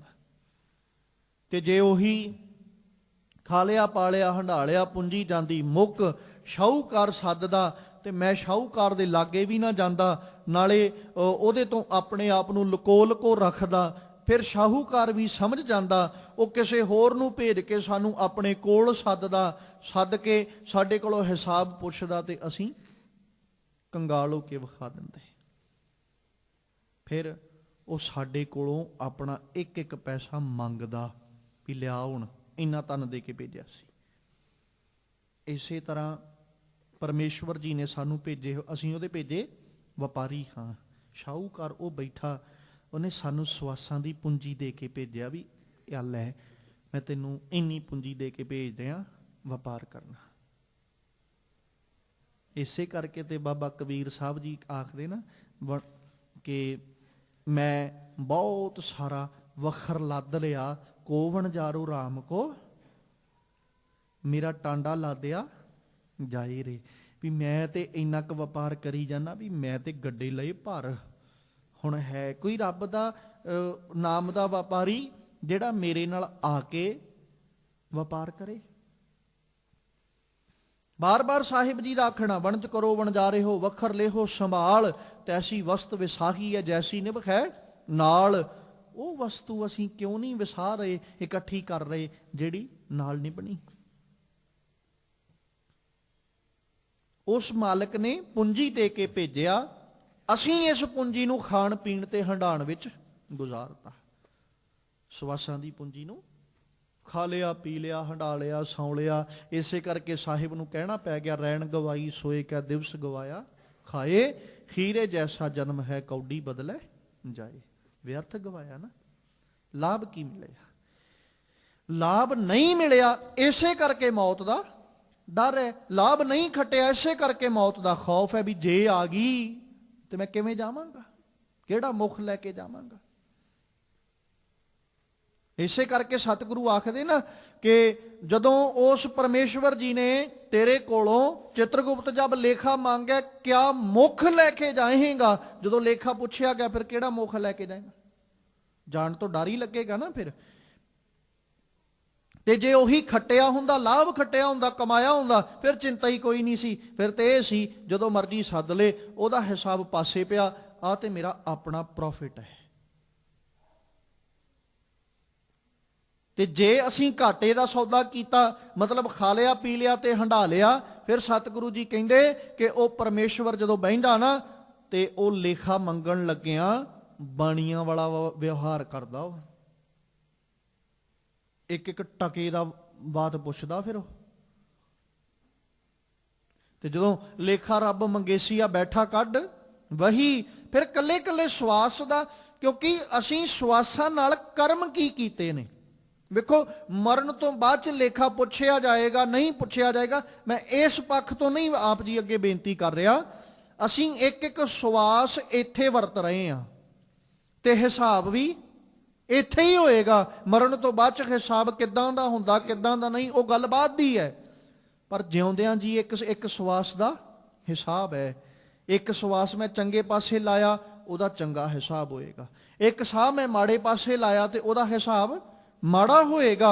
ਔਰ ਖਿਆਲ ਰੱਖੀਏ, ਜਿੰਨੇ ਕਰਮ ਚੰਗੇ ਉਹਨਾਂ ਦਾ ਨਤੀਜਾ ਚੰਗਾ, ਤੇ ਜਿੰਨੇ ਕਰਮ ਮਾੜੇ ਉਹਨਾਂ ਦਾ ਨਤੀਜਾ ਮਾੜਾ। ਚੰਗਿਆਂ ਦਾ ਚੰਗਾ ਨਤੀਜਾ ਭੋਗਾਂਗੇ ਤੇ ਮਾੜਿਆਂ ਦਾ ਮਾੜਾ ਵੀ ਅਸੀਂ ਹੀ ਭੋਗਣਾ, ਉਹ ਭੋਗਣ ਕੋਈ ਦੂਜਾ ਨਹੀਂ ਆਏਗਾ। ਉਹ ਵੱਖਰੀ ਗੱਲ ਹੈ ਕਿ ਪਰਮੇਸ਼ਵਰ ਬਖਸ਼ਿੰਦ ਹੋ ਕੇ, ਦਇਆਲੂ ਹੋ ਕੇ ਸਾਡੇ ਉੱਤੇ ਸਾਡੇ ਕੀਤੇ ਕਰਮ ਬਖਸ਼ ਦਵੇ। ਸਾਹਿਬ ਜੀ ਆਖਦੇ ਮੁਕਾਮ ਤਾਂ ਪਰ ਜਾਣੀਏ, ਇੱਥੇ ਮੁਕਾਮ ਤੇ ਤਾਂ ਜਾਣੀਏ ਜਾਂ ਨਿਹਚਲ ਰਹਿ ਲੋਕ। ਜੋਗੀ ਤਾਂ ਆਸਣ ਕਰ ਬਹਿ, ਮੁੱਲਾ ਬਹਿ ਮੁਕਾਮ। ਪੰਡਿਤ ਵਖਾਣਹਿ ਪੋਥੀਆ, ਸਿੱਧ ਬਹਿ ਦੇਵ ਸਥਾਨ। ਜੋਗੀ ਤਾਂ ਆਸਣ ਕਰ ਬਹਿ, ਜੋਗੀ ਆਸਣ ਕਰੀ ਜਾਂਦੇ ਨੇ। ਮੁੱਲਾ ਬਹਿ ਮੁਕਾਮ, ਮੌਲਵੀ ਆਪਣਾ ਮੁਕਾਮ ਰੱਖੀ ਬੈਠੇ ਨੇ। ਪੰਡਿਤ ਵਖਾਣੇ ਪੋਥੀਆਂ, ਗਿਆਨਵਾਨ ਜਿਹੜੇ ਪੁਰਸ਼ ਨੇ ਉਹ ਪੋਥੀਆਂ ਦਾ ਵਿਖਿਆਨ ਕਰੀ ਜਾਂਦੇ, ਪੋਥੀਆਂ ਨੂੰ ਵਿਚਾਰੀ ਜਾਂਦੇ। ਸਿੱਧ ਬਹਿ, ਸਿੱਧ ਉਹ ਜੋਗੀ, ਉਹ ਜਿਹੜੇ ਕਰਾਮਾਤਾਂ ਨਾਲ ਭਰੇ ਹੋਏ, ਜਿਨ੍ਹਾਂ ਨੇ ਕਰਾਮਾਤਾਂ ਹਾਸਲ ਕਰ ਲੀਆਂ। ਦੇਵ ਸਥਾਨ, ਉਹ ਦੇਵਤਿਆਂ ਦੇ ਮੰਦਰ ਵਿੱਚ ਜਾ ਕੇ ਬਹਿ ਕੇ ਸਾਰਿਆਂ ਨੇ ਆਪਣਾ ਆਪਣਾ ਮੁਕਾਮ ਕਰ ਲਿਆ। ਜੋਗੀ ਆਸਣ ਕਰੀ ਜਾਂਦੇ, ਪਰ ਉਹਨਾਂ ਨੂੰ ਵੀ ਸਦੀਵ ਮੁਕਾਮ ਨਹੀਂ। ਤੇ ਜਿਹੜੇ ਆਪਣਾ ਮੌਲਵੀ ਬੈਠੇ ਹੋਏ ਨੇ, ਸਦੀਵ ਮੁਕਾਮ ਉਹਨਾਂ ਨੂੰ ਵੀ ਨਹੀਂ। ਤੇ ਜਿਹੜੇ ਰਿੱਧੀਆਂ ਸਿੱਧੀਆਂ ਦੇ ਮਾਲਕ ਨੇ, ਸਦੀਵ ਰਹਿਣਾ ਉਹਨਾਂ ਵੀ ਨਹੀਂ। ਤੇ ਜਿਹੜੇ ਆਪਣੇ ਆਪ ਨੂੰ ਗਿਆਨਵਾਨ ਪੁਰਸ਼ ਦੱਸਣ ਵਾਲੇ, ਪੋਥੀਆਂ ਨੂੰ ਵਿਚਾਰਨ ਵਾਲੇ, ਪੋਥੀਆਂ ਦਾ ਵਿਖਿਆਨ ਕਰਨ ਵਾਲੇ, ਮੁਕਾਮ ਸਦੀਵ ਉਹਨਾਂ ਦਾ ਵੀ ਨਹੀਂ। ਜਿੱਦਾਂ ਦਾ ਮਰਜ਼ੀ ਇਨਸਾਨ ਹੈ, ਚਾਹੇ ਉਹ ਆਪਣੇ ਸਰੀਰ ਨੂੰ ਤੰਦਰੁਸਤ, ਕਿਉਂਕਿ ਜੋਗੀਆਂ ਨੇ ਆਸਣ ਕੀਤੇ। ਅੱਜ ਮੰਨਿਆ ਜਾਂਦਾ ਹੈ ਕਿ ਆਸਣ ਕਰਨ ਦੇ ਨਾਲ ਸਰੀਰ ਤੰਦਰੁਸਤ ਰਹਿੰਦਾ ਹੈ। ਕਿ ਤੰਦਰੁਸਤੀ ਨਾਲ ਮੌਤ ਨਹੀਂ ਆਉਂਦੀ? ਬਸ ਇਹ ਕਹਿ ਸਕਦੇ ਆ ਕਿ ਸਰੀਰ ਅਰੋਗੀ ਸੀ, ਬਿਲਕੁਲ ਨਿਰੋਗ ਸੀ। ਨਿਰੋਗ ਹੋਣ ਕਰਕੇ ਰੋਗ ਕੋਈ ਨਹੀਂ ਲੱਗਿਆ, ਰੋਗ ਤੋਂ ਰਹਿਤ ਸਾਂ। ਪਰ ਰੋਗ ਤੋਂ ਰਹਿਤ ਹੋ ਕੇ ਅਸੀਂ ਇਹ ਨਹੀਂ ਕਹਿ ਸਕਦੇ ਕਿ ਬੰਦੇ ਨੂੰ ਮੌਤ ਨਹੀਂ ਆਉਣੀ। ਮੌਤ ਤੇ ਫਿਰ ਵੀ ਆਉਂਦੀ ਹੈ। ਉਸ ਤੋਂ ਬਾਅਦ ਚ ਜੇ ਕੋਈ ਜਿਹੜਾ ਇੱਥੇ ਸਾਹਿਬ ਨੇ ਜ਼ਿਕਰ ਕੀਤਾ, ਮੁੱਲਾ ਲਫ਼ਜ਼ ਵਰਤਿਆ, ਮੁੱਲਾ ਬਹਿ ਮੁਕਾਮ, ਮਤਲਬ ਇੱਕ ਧਰਮੀ ਪੁਰਸ਼ ਜਿਹੜਾ ਧਰਮ ਦੀ ਦੁਨੀਆ 'ਚ ਵਿਚਰਦਾ ਤੇ ਰੱਬ ਜੀ ਨੂੰ ਚੇਤੇ ਕਰਦਾ ਹੈ। ਰੱਬ ਜੀ ਨੂੰ ਚੇਤੇ ਕਰਨ ਵਾਲਾ ਵੀ ਕੀ ਹੈ? ਚੱਲੇਗਾ। ਇਹ ਨਹੀਂ ਵੀ ਰੱਬ ਜੀ ਨੂੰ ਚੇਤੇ ਕਰਨ ਵਾਲਾ ਸਦੀਵ ਸਰੀਰ ਕਰਕੇ ਰਹੇਗਾ, ਨਹੀਂ, ਉਹ ਵੀ ਜਾਂਦਾ। ਉਸ ਤੋਂ ਬਾਅਦ ਚ ਰਿੱਧੀਆਂ ਸਿੱਧੀਆਂ ਵਾਲੇ, ਉਹ ਰਿੱਧੀਆਂ ਸਿੱਧੀਆਂ ਦੇ ਨਾਲ ਆਪਣੇ ਵਸਤੂਆਂ ਪਦਾਰਥ ਤੇ ਹਾਸਲ ਕਰ ਸਕਦੇ ਨੇ। ਕਈ ਤਰ੍ਹਾਂ ਦੀਆਂ ਵਸਤੂਆਂ ਪਦਾਰਥ ਹਾਸਲ ਕਰ ਵੀ ਲੈਣਗੇ, ਦੂਜੇ ਨੂੰ ਵੀ ਦੇ ਦੇਣਗੇ, ਪਰ ਮੌਤ ਉਹਨਾਂ ਦੀ ਵੀ ਪੱਕੀ। ਤੇ ਗਿਆਨਵਾਨ ਪੁਰਸ਼ ਵੰਡੀ ਚੱਲਣਾ ਗਿਆਨ, ਬੜੀ ਭਲੀ ਬਾਤ ਹੈ। ਗਿਆਨ ਪੜ੍ਹਨਾ, ਗਿਆਨ ਵਿਚਾਰਨਾ, ਗਿਆਨ ਨੂੰ ਵੰਡਣਾ ਬੜੀ ਚੰਗੀ ਗੱਲ ਹੈ।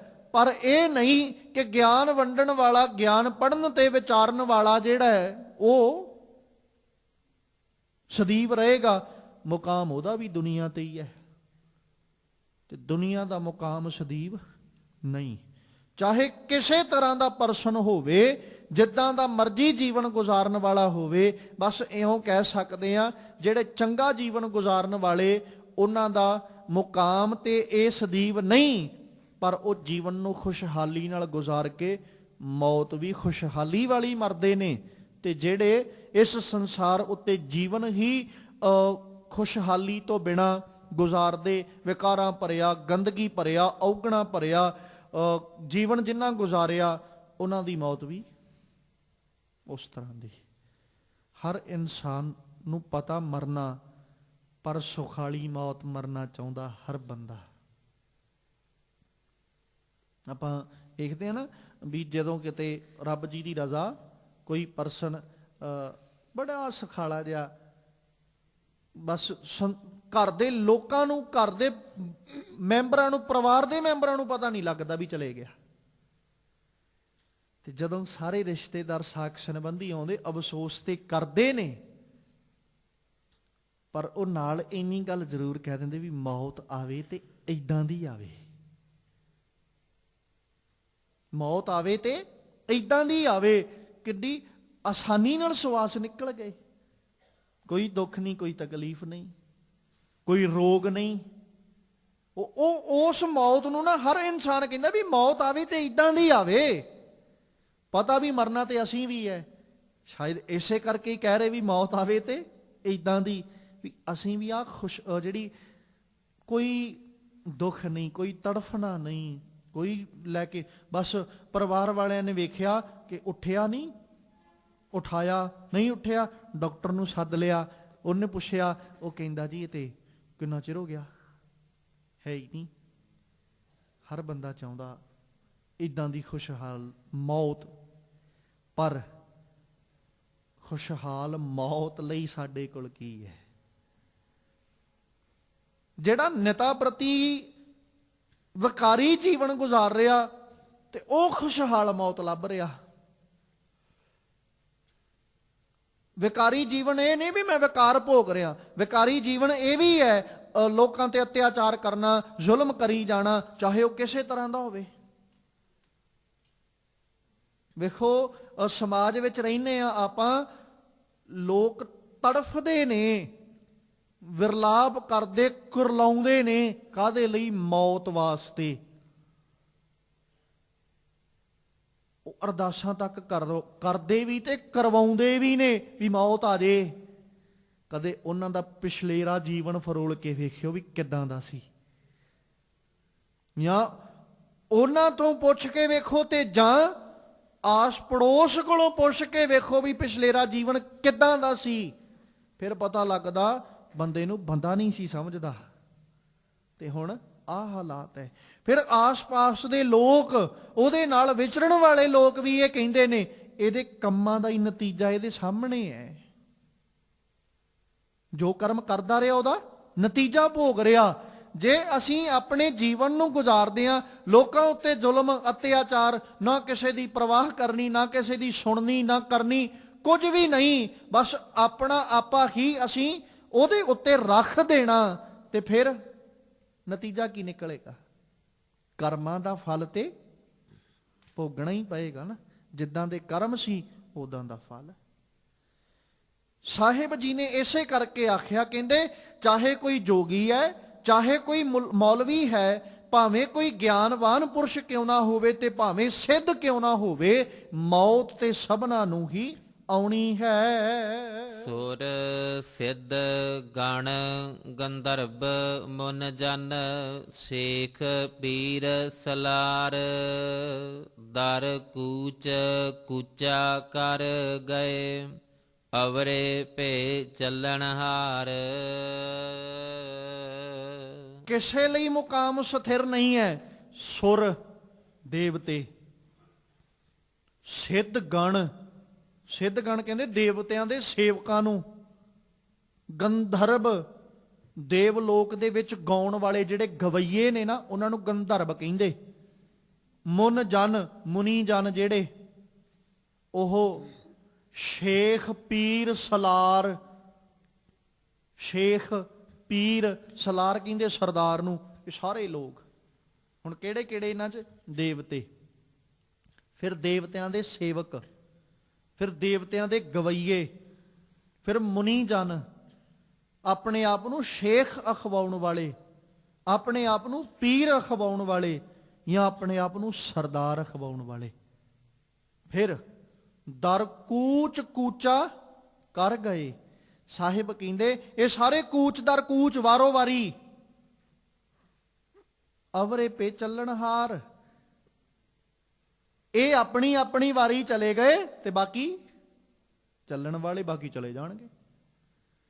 ਜੇ ਦੇਵਤੇ ਆਪਣੀ ਵਾਰੀ ਚਲੇ ਗਏ, ਦੇਵਤਿਆਂ ਦੇ ਸੇਵਕ ਆਪਣੀ ਵਾਰੀ ਚਲੇ ਗਏ, ਦੇਵਤਿਆਂ ਦੇ ਗਵਈਏ ਆਪਣੀ ਵਾਰੀ ਚਲੇ ਗਏ, ਮੁਨੀ ਜਨ ਸੇਵਕ ਉਹ ਆਪਣੀ ਵਾਰੀ ਚਲੇ ਗਏ, ਸ਼ੇਖ ਆਪਣੀ ਵਾਰੀ ਚਲੇ ਗਏ, ਪੀਰਾਂ ਦੀ ਵਾਰੀ ਆਈ ਤੇ ਉਹ ਚਲੇ ਗਏ, ਸਲਾਰਾਂ ਦੀ ਵਾਰੀ ਆਈ ਤੇ ਸਲਾਰ ਚਲੇ ਗਏ,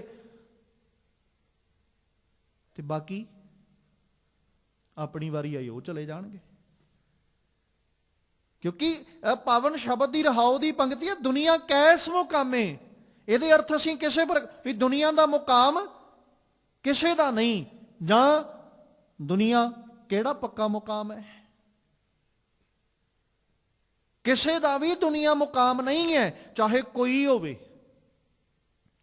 ਸਰੀਰ ਕਰਕੇ ਜਿਹੜਾ ਆਇਆ ਉਹ ਸਰੀਰ ਕਰਕੇ ਜਾਵੇਗਾ। ਜਿਹਨੂੰ ਗੁਰੂ ਤੇਗ ਬਹਾਦਰ ਸਾਹਿਬ ਕਹਿੰਦੇ, ਜੋ ਉਪਜਿਓ ਸੋ ਬਿਨਸਖ ਹੈ, ਪਰੋ ਅੱਜ ਕੇ ਕਾਲ ਨਾਨਕ ਹਰ ਗੁਣ ਗਾਏ ਲੈ, ਛਾੜ ਸਗਲ ਜੰਜਾਲ। ਜੇ ਹਰ ਗੁਣ ਗਾਏ ਲੈ, ਇਹ ਗੁਣ ਗਾ ਲੇਗਾ, ਫਿਰ ਸਰੀਰ ਤੇ ਜਾਏਗਾ, ਪਰ ਤੂੰ ਨਹੀਂ ਜਾਂਦਾ, ਰਹਿੰਦੀ ਦੁਨੀਆ ਤੱਕ ਰਹੇਗਾ। ਤੇ ਜੇ ਹਰ ਗੁਣ ਵੀ ਨਾ ਗਾਏ, ਸਰੀਰ ਵੀ ਗਿਆ ਤੇ ਸਮੇਂ ਅਨੁਸਾਰ ਤੂੰ ਵੀ ਗਿਆ। ਕਿੰਨਾ ਕੁ ਚਿਰ ਕੋਈ ਚੇਤੇ ਰੱਖ, ਦਾਦਾ ਚੇਤਾ ਹੋਏਗਾ, ਪੜਦਾਦਾ ਚੇਤਾ ਹੋਏਗਾ, ਪੜਦਾਦੇ ਦਾ ਦਾਦਾ ਕਿਹਨੂੰ ਚੇਤੇ। ਜੇ ਅਸੀਂ ਆਪਣੀ ਗੱਲ ਕਰੀਏ, ਅੱਜ ਸਾਨੂੰ ਆਪਣਾ ਪਿਤਾ ਚੇਤੇ ਹੈ, ਪਿਤਾ ਦਾ ਪਿਤਾ ਚੇਤੇ ਹੈ।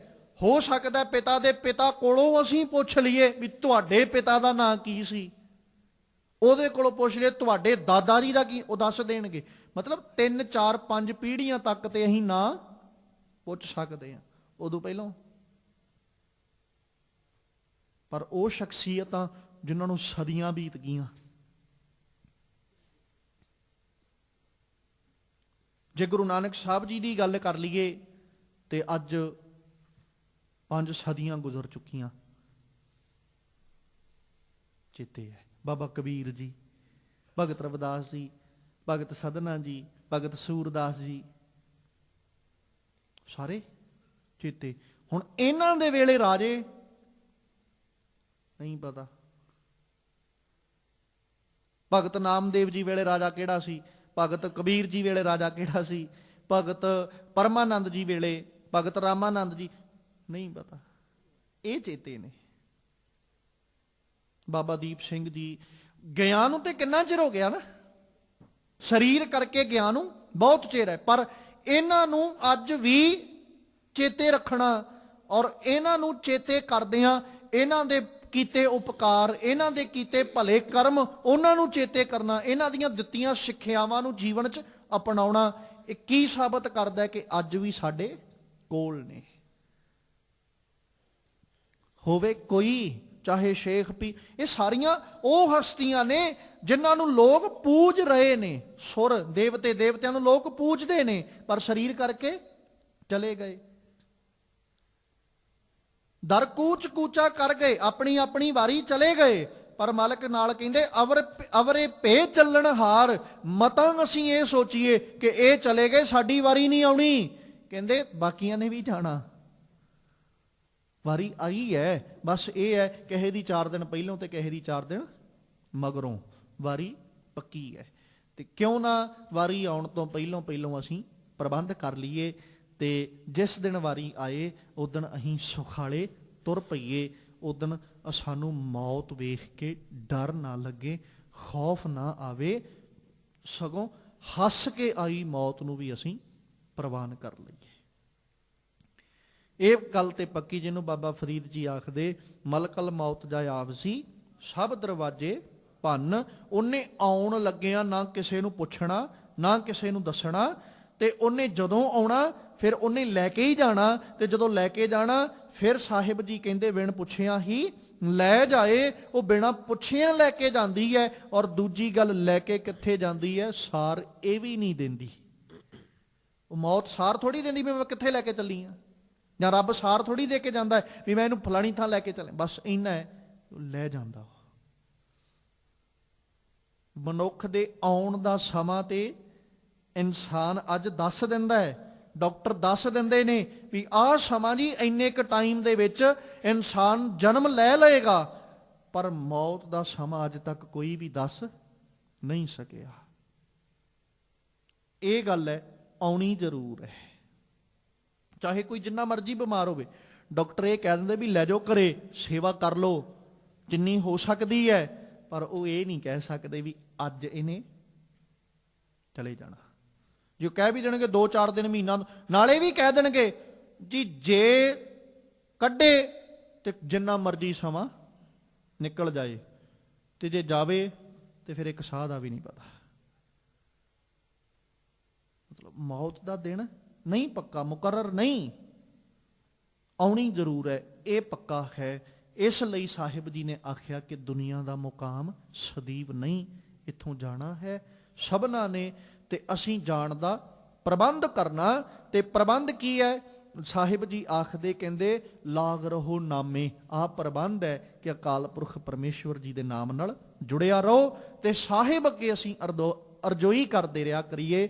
ਆਪਣੀ ਭਗਤੀ ਲਾਏ, ਆਪਣੀ ਭਗਤੀ ਲਾਏ, ਆਪਣੀ ਭਗਤੀ ਲਾਏ, ਆਪਣੀ ਭਗਤੀ ਲਾਏ।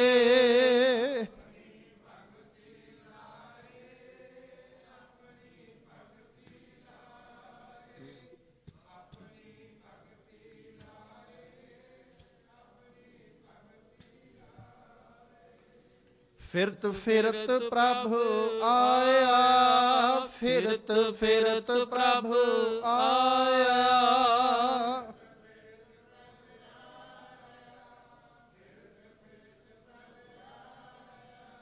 ਪਰਿਆ ਤਉ ਸ਼ਰਨਾਏ, ਪਰਿਆ ਤਉ ਸ਼ਰਨਾਏ।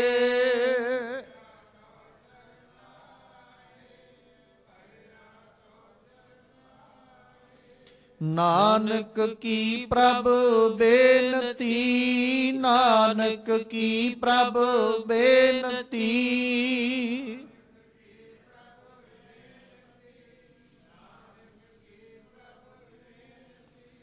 ਆਪਣੀ ਭਗਤੀ ਲਾਏ, ਆਪਣੀ ਭਗਤੀ ਲਾਏ।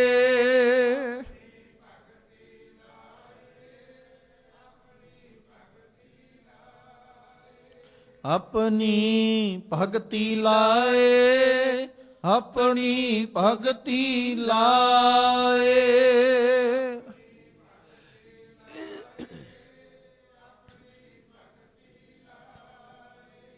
ਸਤਿਗੁਰੂ ਪਾਤਸ਼ਾਹ ਰਹਿਮਤ ਕਰਨ, ਸਾਡੇ ਸਭਨਾਂ ਦੀਆਂ ਹਾਜ਼ਰੀਆਂ ਆਪਣੇ ਦਰ ਉੱਤੇ ਪ੍ਰਵਾਨ ਕਰ ਲੈਣ।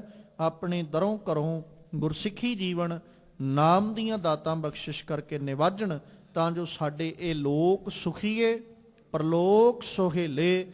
ਨਾਨਕ ਹਰ ਪ੍ਰਭ ਆਪੇ ਮੇਲੇ, ਹੋਈਆਂ ਬੇਅੰਤ ਭੁੱਲਾਂ ਦੀ ਖਿਮਾ ਬਖਸ਼ਣੀ। ਆਓ ਸਤਿਗੁਰੂ ਜੀ ਕੇ ਪਾਵਨ ਬਚਨ ਹਿਰਦੇ ਵਿੱਚ ਵਸਾ ਲਈਏ। ਸੁਰ ਸਿੱਧ ਗਣ ਗੰਧਰਵ ਮੁਨ ਜਨ, ਸੇਖ ਪੀਰ ਸਲਾਰ, ਦਰ ਕੂਚ ਕੂਚਾ ਕਰ ਗਏ, ਅਵਰੇ ਭੇ ਚੱਲਣ ਹਾਰ। ਵਾਹਿਗੁਰੂ ਜੀ ਕਾ ਖਾਲਸਾ, ਵਾਹਿਗੁਰੂ ਜੀ ਕੀ ਫਤਿਹ।